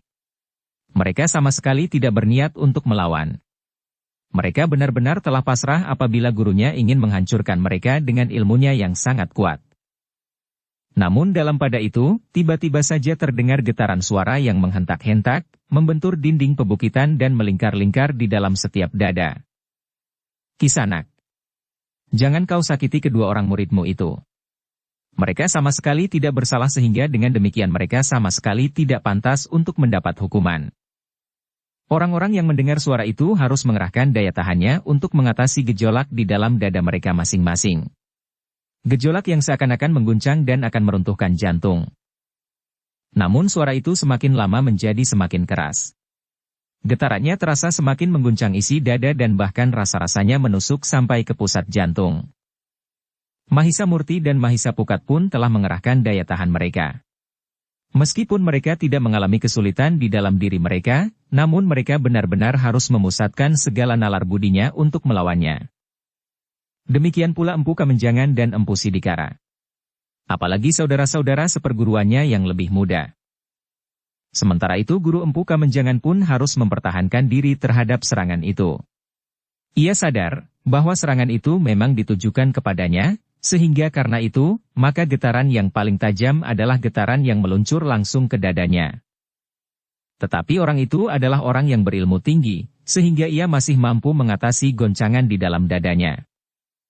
Namun dengan demikian orang itu pun menyadari bahwa orang yang telah melontarkan serangan dengan getaran suaranya itu tentu seorang yang berilmu sangat tinggi pula. Tetapi Guru Empu Kamenjangan itu tidak mau menyerah karenanya ia pun telah mengerahkan daya tahannya untuk mengatasi getaran yang menusuk bagian dalam dadanya itu. Namun perlahan-lahan getaran itu pun semakin mengendor, sehingga akhirnya hilang sama sekali. Namun dalam pada itu, semua orang yang ada di tempat itu pun terkejut karenanya. Tiba-tiba saja mereka melihat seseorang berjalan ke arah mereka tanpa mereka ketahui dari mana orang itu datang. Yang menjadi sangat terkejut adalah Mahisa Pukat, Mahisa Murti, Empu Kamenjangan dan Empu Sidikara. Karena orang yang datang itu adalah Pangeran Kuda Pratama. Guru Empu Kamenjangan yang ternyata belum mengenal Pangeran Kuda Pratama dengan lantang bertanya, siapa kau yang mengenakan pakaian kebesaran? Apa kepentinganmu sehingga kau ikut mencampuri persoalan kami di sini? Empu Kamenjanganlah yang dengan serta-merta telah menyahut, Guru. Yang datang itu adalah Pangeran Kuda Pratama. Guru Empu Kamenjangan memang menjadi sangat terkejut pula. Karena itu, maka ia pun telah mengangguk hormat sambil berkata, ampun Pangeran. Aku belum mengenal Pangeran sebelumnya, sehingga karena itu, aku tidak segera memberikan hormat. Bukan salah Kisanak, sahut Pangeran Kuda Pratama, sekarang aku datang untuk memperkenalkan diri. Aku merasa mendapat kehormatan yang tinggi atas kedatangan Pangeran sekarang ini, jawab Guru Empu Kamenjangan.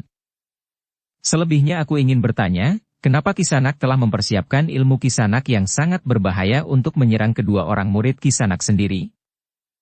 Sebenarnya aku tidak perlu memberikan penjelasan. Pangeran tentu sudah mengetahuinya, jawab orang itu. Aku hanya melihat kulitnya. Tetapi apakah alasan yang telah aku dengar itu memang alasan yang sebenarnya? Seandainya itu benar, apa pula yang telah mendorong Kisanak sampai hati untuk membinasakan murid-murid terbaik Kisanak sendiri? Ya, kenapa tidak? Mereka telah berani menentang aku, gurunya. Mereka tidak lagi mendengarkan perintahku. Bukankah itu merupakan satu pengkhianatan yang tidak dapat dimaafkan? Apakah menurut Kisanak, hukuman yang akan mereka terima itu seimbang dengan kesalahan mereka? Bertanya Pangeran Kuda Pratama. Aku telah mengeterapkan paugeran yang pasti, siapa yang berkhianat serta menghalangi keinginanku, maka ia akan disingkirkan, jawab guru empu kamenjangan itu. Pangeran Kuda Pratama itu mengangguk-angguk kecil. Katanya, jika demikian, maka kau adalah seorang yang memegang teguh pada sikap yang telah kau gariskan. Tetapi apakah kau tidak mempertimbangkan kebenaran dalam mengambil keputusan? Bertanya Pangeran Kuda Pratama. Kebenaran bagiku adalah apapun yang sesuai dengan ketentuan dan paugeran yang telah aku gariskan, berkata guru empu kamenjangan itu. Jika demikian maka ruang lingkup kebenaran yang kau katakan itu jangkauannya terlalu sempit, berkata Pangeran Kuda Pratama. Maksud Pangeran? Karena ada kebenaran yang diakui oleh banyak orang. Sedangkan kebenaran yang mutlak itu datangnya dari Yang Maha Agung. Kenapa kita harus berpikir demikian rumitnya? Aku tidak ingin membuat kepalaku sendiri menjadi pening, jawab guru empu kamenjangan. Jika demikian, baiklah. Kita berpijak pada kebenaran menurut landasan bersikap kita masing-masing. Karena itu maka aku tidak akan menghindar jika kita akan berbenturan kepentingan karenanya. Aku menganggap bahwa sikapmu terhadap kedua murid utamamu itu salah. Aku akan membela mereka karena sikap yang mereka ambil ada hubungannya dengan tugas-tugas di kasatrian yang menjadi tanggung jawabku. Tetapi sebaiknya pangeran tidak mencampuri persoalanku dengan murid-muridku. Itu persoalan yang sangat terbatas, berkata guru empu kamenjangan itu. Aku tidak peduli. Tetapi aku menganggap penting untuk mencampuri persoalan siapa saja yang ingin aku campuri, jawab Pangeran Kuda Pratama. Pangeran telah melanggar wewenangku sebagai guru atas murid-muridku. Aku tidak peduli. Kita tidak usah berpikir tentang kewajaran, kebiasaan dan apa yang sebaiknya aku lakukan atas persoalan yang menurut pendapatmu terbatas di lingkungan perguruanmu. Aku ingin melakukan apa yang ingin aku lakukan, karena aku yakin bahwa yang aku lakukan itu benar. Guru empu kamenjangan itu termangu-mangu. Bagaimanapun juga ada rasa segan di dalam hatinya. Pangeran Kuda Pratama adalah seorang pangeran yang berpengaruh di Singasari. Selebihnya, Pangeran Kuda Pratama adalah seorang pangeran yang berilmu sangat tinggi. Karena itu, untuk beberapa saat guru empu kamenjangan itu termangu-mangu. Sementara itu Pangeran Kuda Pratama berkata, Kisanak. Jika kau tetap berpijak pada niatmu untuk menghukum muridmu, bersiaplah. Kita akan berhadapan. Sebagai orang-orang yang sudah menjelang hari-hari tuanya, sebenarnya kita sudah tidak pantas untuk berkelahi. Tetapi jika sekali-sekali kita ingin mengenang kembali masa kanak-kanak, sekaranglah kesempatannya. Guru empu kamenjangan itu sama sekali tidak mengira bahwa pada suatu saat ia harus berhadapan dengan Pangeran Kuda Pratama, pangeran yang memiliki kekuasaan di kasatrian. Jika hal itu terjadi, maka persoalannya tentu akan berkembang semakin parah. Sementara itu, maka tujuannya untuk memasukkan pengaruhnya di Istana Singasari, khususnya pengaruh ilmunya tidak akan pernah dapat terjadi. Sementara itu guru empu kamenjangan itu harus pula mengakui bahwa Pangeran Kuda Pratama adalah orang yang berilmu sangat tinggi. Beberapa saat guru empu kamenjangan itu merenung. Namun kemudian ternyata bahwa penalarannya yang bening masih mampu mengendalikan perasaannya. Karena itu, maka tiba-tiba saja guru empu kamenjangan itu pun mengangguk dalam-dalam sambil berkata, ampun pangeran. Sudah tentu bahwa aku tidak akan berani melakukannya. Aku tahu bahwa pangeran adalah seorang yang berilmu sangat tinggi. Namun lebih daripada itu, maka aku akan dianggap deksura jika aku berani melawan pangeran. Aku pun akan menjadi musuh Singasari. Pangeran Kuda Pratama menarik nafas dalam-dalam. Dengan nada rendah ia pun berkata, terima kasih atas pengertianmu Kisanak. Sejak semula aku yakin bahwa Kisanak bukan seorang yang mudah kehilangan penalaran. Aku pun sebenarnya tidak pantas untuk mencampuri persoalanmu dengan murid-muridmu. Tetapi aku terpaksa melakukannya. Karena selama Kisanak masih seorang manusia biasa, maka ia masih dapat berbuat khilaf. Akulah yang harus mengucapkan terima kasih, Pangeran. Aku memang khilaf.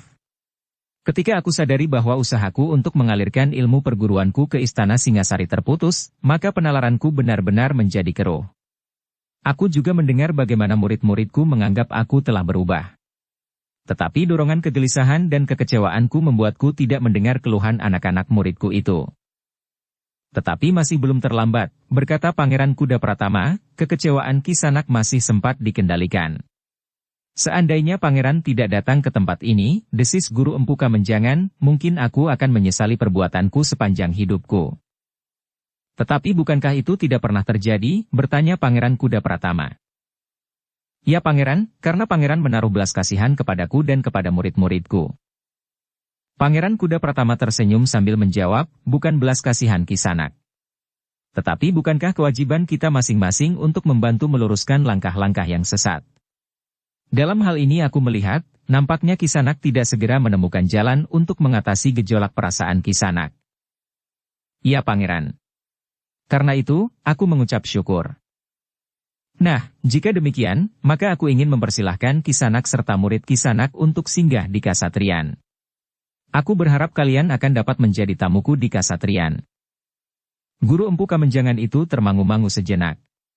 Di luar sadarnya ia berpaling kepada murid-muridnya, terutama Empu Kamenjangan dan Empu Sidikara. Namun keduanya tidak memberikan isyarat apapun juga. Karena itu, maka ia harus mengambil keputusan sendiri. Sambil mengangguk hormat, Guru Empu Kamenjangan itu pun berkata, satu kehormatan yang besar bagiku, Pangeran. Tentu aku tidak akan menolak. Terima kasih, berkata Pangeran Kuda Pratama kemudian, bagiku kesediaan Kisanak juga merupakan satu kehormatan. Namun demikian baik Pangeran Kuda Pratama maupun Guru Empu Kamenjangan itu pun kemudian memandangi saudara-saudara seperguruan Empu Kamenjangan yang telah bertempur melawan Mahisa Murti dan Mahisa Pukat. Tenaga mereka telah terhisap oleh ilmu Mahisa Murti dan Mahisa Pukat, sehingga yang tinggal hanyalah sisa-sisa tenaga mereka saja. Saudara-saudara seperguruan Empu Kamenjangan itu pun mengerti bahwa guru mereka dan Pangeran Kuda Pratama itu ingin tahu, apakah masih ada sisa tenaga mereka untuk berjalan menuju ke Istana Singasari yang jaraknya agak panjang. Seorang di antara mereka yang tanggap itu pun berkata, Guru, kami akan mencoba untuk berjalan sampai ke istana. Mudah-mudahan kami dapat mencapai tujuan.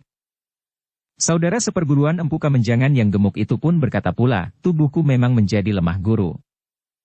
Tetapi singgah di istana tentu akan sangat menarik sekali. Aku belum pernah melihat keadaan di dalam istana dan apalagi minum seteguk airnya. Apalagi yang akan kau katakan selain seteguk airnya, seorang saudara seperguruannya memotongnya. Betapa lemahnya tubuh orang yang gemuk itu. Tetapi ia masih dapat tersenyum. Katanya, aku berharap bahwa ada sesuatu yang dapat sedikit menambah kekuatanku yang menjadi jauh menyusut ini. Dan itu tentu ada di istana. Aku tahu arah bicaramu, sahut saudara seperguruan yang lain. Orang yang gemuk itu tertawa. Tetapi ketika kakinya menjadi goyah, maka wajahnya cepat berubah. Dengan nada dalam ia berkata, aku ingin duduk. Tanpa menunggu jawaban, maka ia pun telah duduk di atas sebongkah batu padas. Keringatnya nampak membasahi dahi dan keningnya. Pangeran Kuda Pratama tersenyum.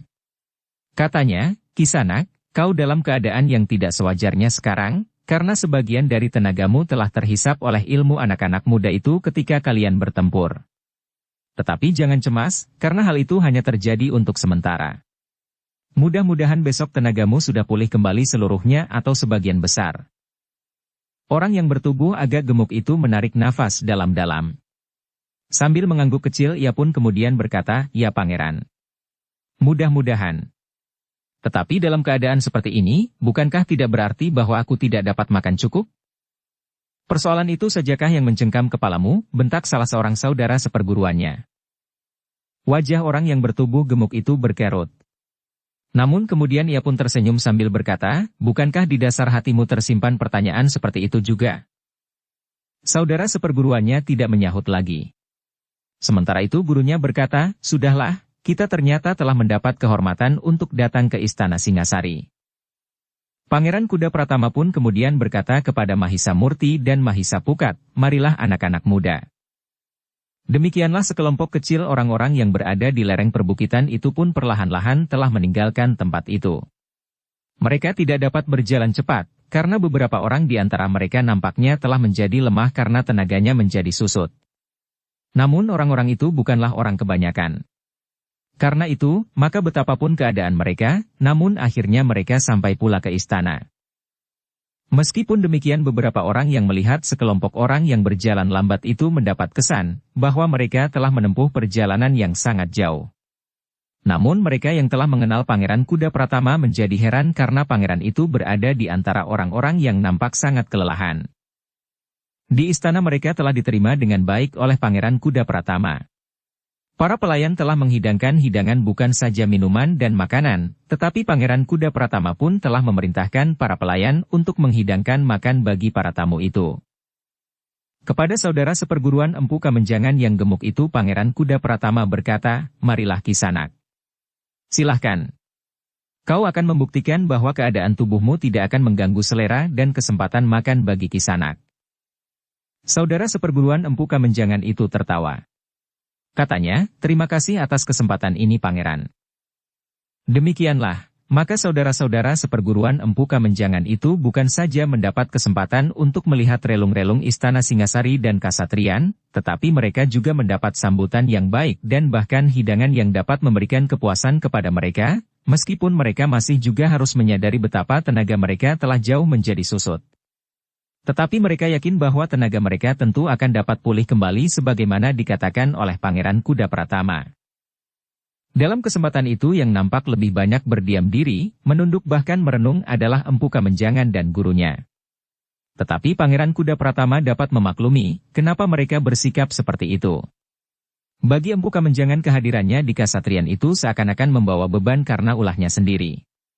Para bangsawan muda di Kasatrian itu tentu tahu kenapa ia harus meninggalkan Kasatrian dan apa pula yang pernah terjadi atas dirinya di lereng bukit itu. Sementara itu gurunya pun tentu merasa bersalah terhadap Mahisa Murti dan Mahisa Pukat, juga kepada Pangeran Kuda Pratama. Namun nampaknya Pangeran Kuda Pratama tidak menghiraukan persoalan itu lagi. Pangeran tua itu sama sekali tidak pernah menyinggung lagi apalagi nampak mendendam kepada Empu Kamenjangan dan gurunya. Namun Empu Kamenjangan dan gurunya menjadi berdebar-debar ketika mereka telah selesai makan, serta mereka telah diajak oleh Pangeran Kuda Pratama untuk duduk di serambi terbuka. Udara mengalir mengusap tubuh mereka yang berkeringat setelah makan dan minum. Di serambi terbuka itu ternyata Pangeran Kuda Pratama telah menyinggung tentang para bangsawan di Kasatrian yang sedang tumbuh. Tugas Mahisa Pukat terlalu berat, sementara itu saudaranya tidak dapat membantunya karena alasan yang memang masuk akal. Ia tidak dapat meninggalkan padepokannya. Jika semula mereka berdua memimpin padepokan Bajraseta, maka kemudian Mahisa Murti melakukannya sendiri karena Mahisa Pukat berada di sini.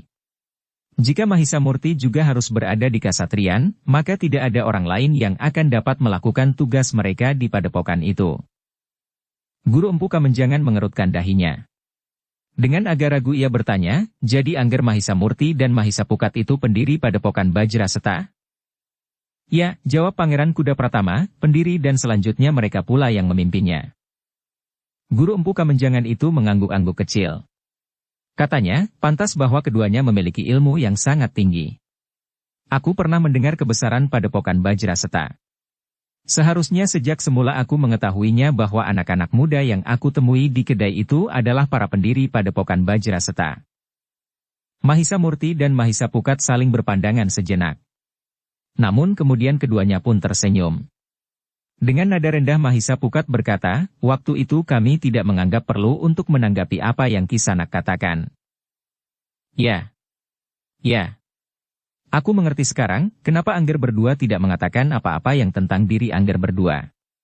Pangeran Kuda Pratama tersenyum pula. Katanya, sekarang semuanya telah menjadi jelas. Nah, sebenarnya lah aku ingin berbicara tentang anak-anak muda yang berada di Kasatrian. Aku mengerti bahwa tugas Mahisa Pukat di Kasatrian tentu terlalu berat.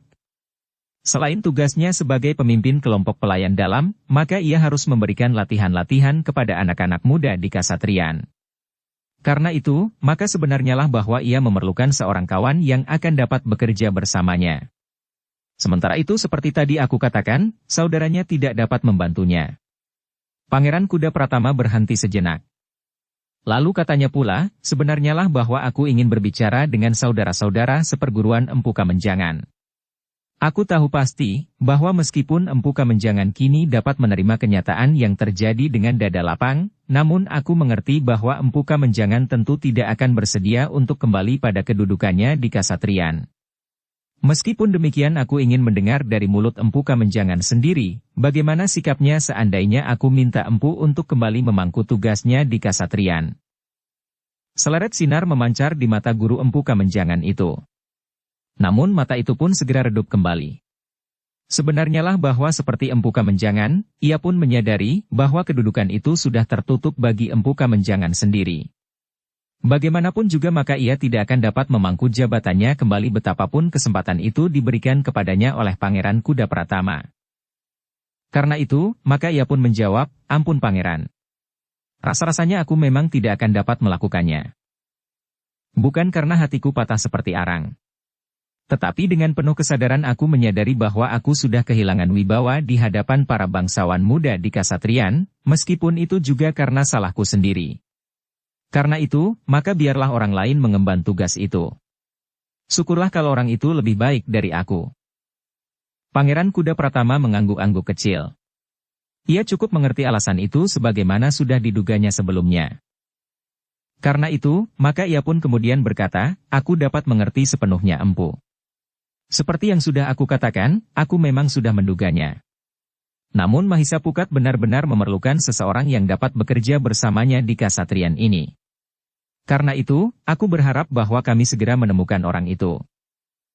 Tetapi aku tidak dapat membantunya Pangeran, jawab Empu Kamenjangan.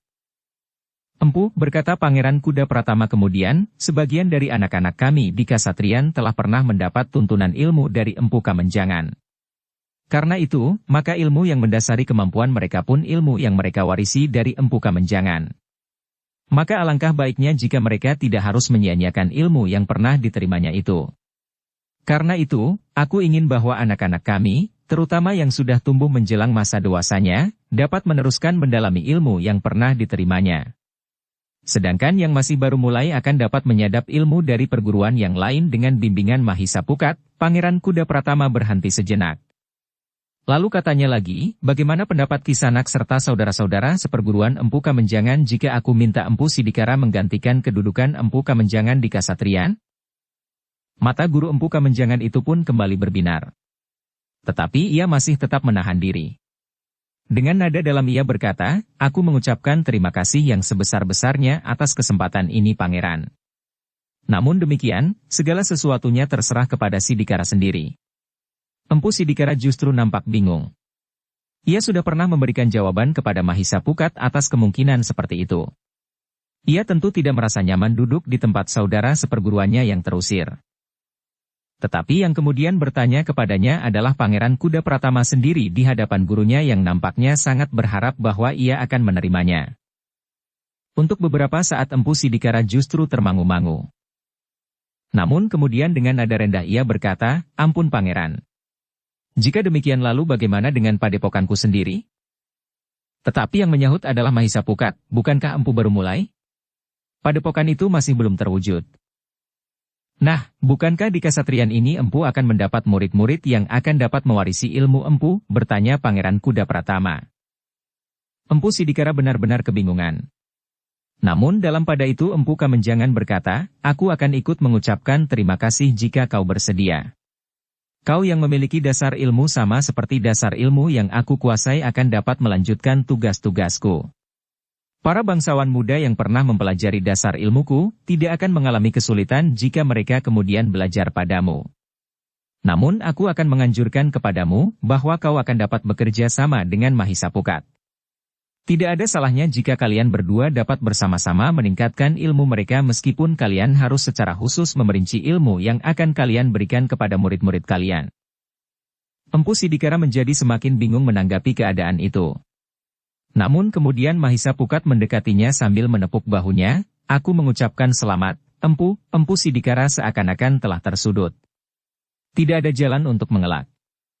Karena itu, maka ia pun kemudian berkata, aku tidak akan dapat menolak kesempatan ini meskipun sebelumnya aku pernah menyatakan keberatanku kepada Mahisa Pukat. Pangeran Kuda Pratama tertawa. Katanya, nah, dengan demikian maka tugas Mahisa Pukat selanjutnya tidak akan terlalu berat. Aku percaya bahwa kalian berdua dapat membagi tugas di Kasatriyan. Empu Sidikara mengangguk hormat sambil berkata, terima kasih atas kepercayaan pangeran. Sementara itu gurunya menarik nafas dalam-dalam.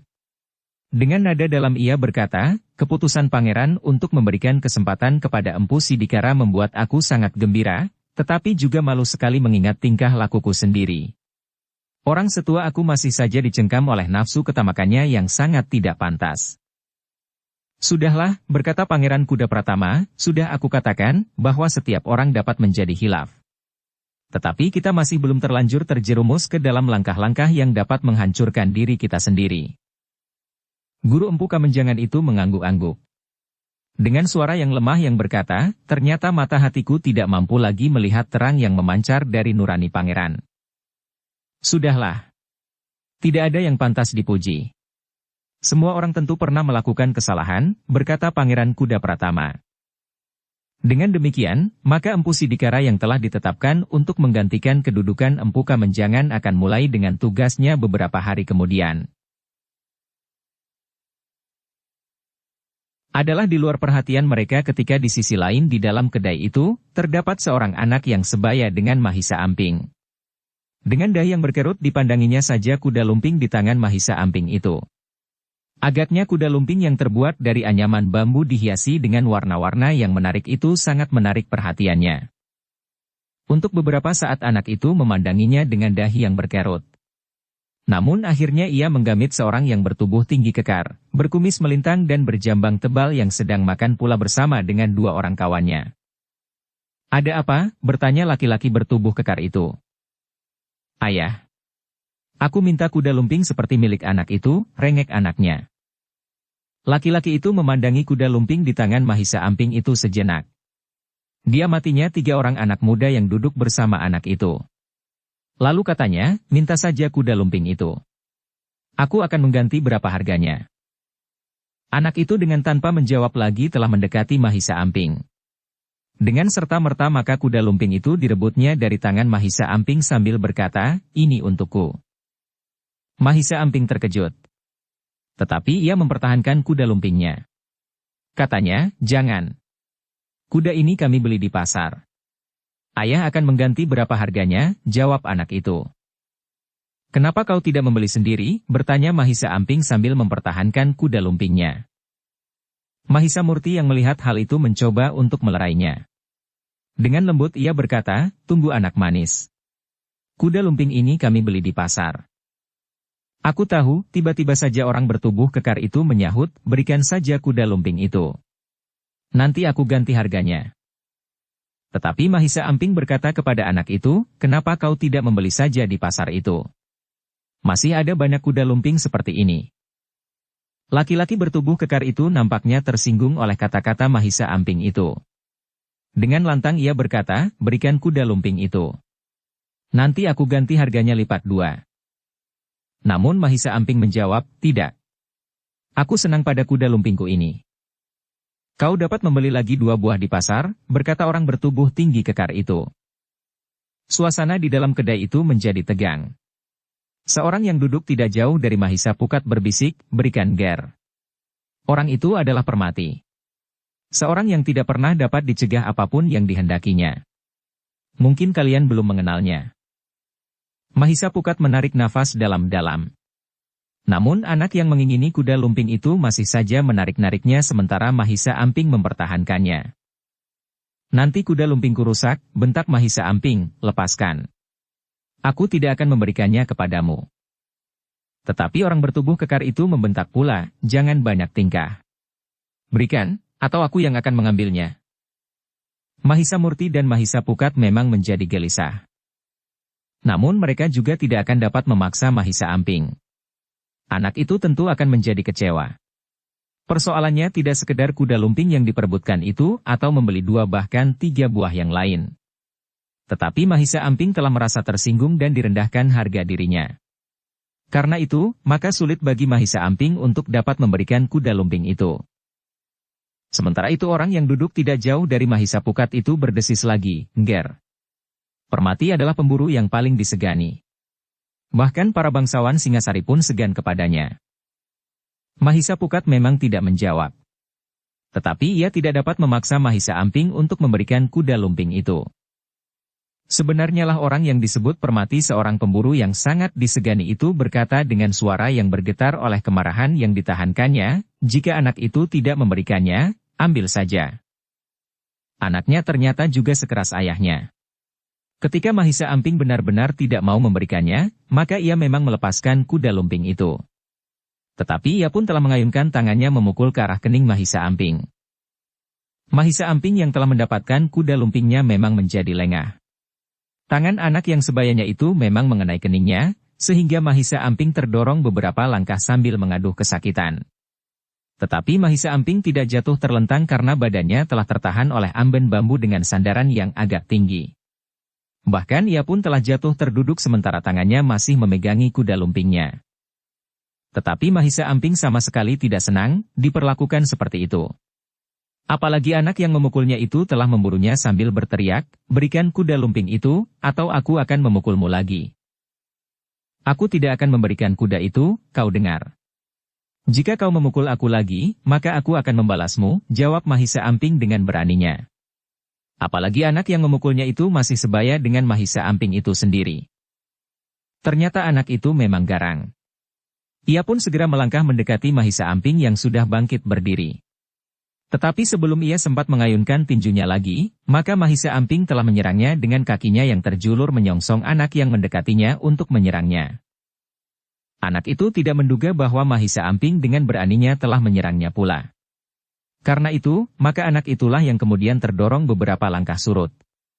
Tetapi anak itu pun tidak terjatuh karena punggungnya tersandar pada geledek bambu tempat pemilik kedai itu menempatkan makanan yang masih belum dihidangkan kepada para pembelinya. Dalam pada itu, orang yang duduk di dekat Mahisa Pukat telah memperingatkannya sekali lagi, "Cegah anak itu, Ngger. Pemburu itu tidak akan segan-segan melakukan kekerasan." Apalagi yang seorang lagi, yang duduk di sebelahnya adalah seorang jagal yang garang. "Jika ia ikut membantu, maka kalian akan mengalami bencana." Sedangkan yang seorang lagi memang seorang bebahu padukuhan ini. Tetapi orang itu sudah berada di bawah pengaruh pemburu dan jagal yang garang itu. Padahal bebahu itu termasuk orang yang disegani di padukuhan ini. Ia pula lah yang mempunyai banyak wewenang di pasar itu. Mahisa Pukat menarik nafas dalam-dalam. Dengan nada rendah ia berkata, "Keadaan sudah berkembang demikian buruknya." Orang itu menjadi sangat tegang ketika ia melihat Mahisa Amping telah berkelahi dengan anak yang akan merebut kuda lumpingnya.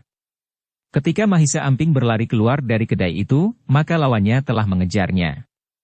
Ia mengira bahwa Mahisa Amping menjadi ketakutan dan melarikan diri. Tetapi tidak. Mahisa Amping yang sudah berada di halaman, ternyata menunggunya sambil bertolak pinggang. "Kita berkelahi di tempat yang luas," teriak Mahisa Amping. Anak itu menjadi semakin marah. Ia pun segera berlari turun ke halaman pula. Sementara itu, pemburu yang bertubuh tinggi kekar itu masih tetap duduk di tempatnya. Dengan yakin ia berkata kepada Mahisa Murti dan Mahisa Pukat, "Jika kau tidak menuruti kemauan anakku, maka adikmu atau anakmu itu akan mengalami kesulitan. Anak-anak yang jauh lebih besar dari anakku tidak berani menolak keinginannya. Karena mereka akan menjadi sasaran kemarahannya. Jika ia sudah mulai memukuli orang-orang yang berani melawannya, maka sulit untuk menghentikannya." Tetapi orang yang duduk di dekat Mahisa Pukat itu terkejut ketika ia mendengar Mahisa Pukat menjawab, "Apakah kau berbangga dengan sifat dan watak anakmu itu?" Orang bertubuh tinggi kekar itu pun terkejut pula. Namun kemudian ia pun menjawab dengan lantangnya, "Aku bangga dengan watak anakku. Ia akan menjadi seorang pemimpin yang berwibawa dan disegani banyak orang." "Dan sewenang-wenang," sahut Mahisa Pukat. "Setan kau," geram orang itu, "terserah kepadamu jika adikmu atau anakmu itu akan menjadi lumpuh. Semula aku memang akan melerai mereka. Mungkin aku setuju untuk memberikan kuda lumping yang diingini oleh anakmu. Tetapi karena kau berbangga atas anakmu dengan wataknya itu, maka niatku aku urungkan, berkata Mahisa Pukat yang mulai jengkel. Tetapi orang yang duduk di dekatnya berdesis, Ger, kenapa kau melakukan itu? Mahisa Pukat tidak menjawab. Sementara itu pemburu itu pun bangkit dari tempat duduknya dan berkata, aku akan melihat, apakah iblis kecil itu sudah dipelintir lehernya. Pemburu itu, diiringi oleh jagal yang agak gemuk dan perutnya membesar serta bebahu yang disegani itu pun melangkah ke pintu kedai. Mahisa Murti, Mahisa Pukat dan Mahisa Semu pun telah bangkit pula. Melalui pintu samping mereka pun telah turun ke halaman pula. Sementara itu Mahisa Amping telah berdiri di hadapan anak yang minta kuda lumpingnya. Keduanya memang nampak sebaya. Mereka mempunyai tinggi badan yang sama. Namun anak pemburu itu agak lebih gemuk sedikit dari Mahisa Amping. Namun pemburu itu mengerutkan keningnya ketika melihat Mahisa Amping sama sekali tidak nampak gentar melihat anaknya. Bahkan Mahisa Amping dengan tanpa ragu-ragu bersiap untuk berkelahi. Anak pemburu itu memang menjadi marah sekali. Ia sudah terbiasa berkelahi. Seperti kata ayahnya, ia tidak takut berkelahi melawan anak-anak remaja yang lebih besar dan dirinya. Bahkan anak yang menjelang dewasa pun dilawannya pula. Apalagi Mahisa Amping yang meskipun tinggi tubuhnya seimbang, namun ia nampak lebih kurus dari anak pemburu itu. Beberapa saat mereka berdiri berhadapan. Kemarahan anak pemburu itu benar-benar telah membakar jantungnya melihat Mahisa Amping sama sekali tidak menjadi gentar menghadapinya. Orang yang semula duduk di dekat Mahisa Pukat dan kawannya menjadi tegang. Kepada kawannya ia berbisik, anak muda itu tidak tahu siapa pemburu, jagal dan bebahu yang keras hati itu. Mereka akan dapat mengalami kesulitan terutama anak yang mempertahankan kuda lumpingnya. Anak pemburu itu meskipun nampaknya masih sebaya, tetapi ia seorang yang ditakuti bukan saja oleh anak-anak sebayanya, bahkan anak-anak yang lebih besar sekalipun. Bahkan anak-anak yang sudah menjadi dewasa. Anak itu mempunyai kemampuan berkelahi seperti ayahnya, sahut kawannya. Aku sudah mencoba memperingatkannya. Tetapi nampaknya darah muda mereka masih cepat menjadi panas. Tetapi di sini anak-anak muda itu terjebak oleh kekuatan yang tidak akan terlawan, berkata kawannya. Tetapi ternyata keduanya ingin juga melihat apa yang terjadi di halaman. Meskipun melingkar lewat pintu belakang, mereka pergi juga ke halaman samping. Beberapa orang memang melihat keributan itu dari kejauhan. Namun pada umumnya mereka menjadi cemas melihat Mahisa Amping yang harus berkelahi dengan anak pemburu itu. Bukan saja anaknya yang memiliki kekuatan lebih besar dari anak-anak seumurnya, bahkan yang lebih besar sekalipun, anak itu pun telah mendapat latihan-latihan berkelahi oleh ayahnya yang memang disegani oleh banyak orang. Namun Mahisa Murti, Mahisa Pukat dan Mahisa Semu tidak mencegah Mahisa Amping. Mereka membiarkan saja anak itu berkelahi dengan anak sebayanya. Bersambung ke bab 173. Dukung kami dengan subscribe, follow, like, komen dan share. Terima kasih.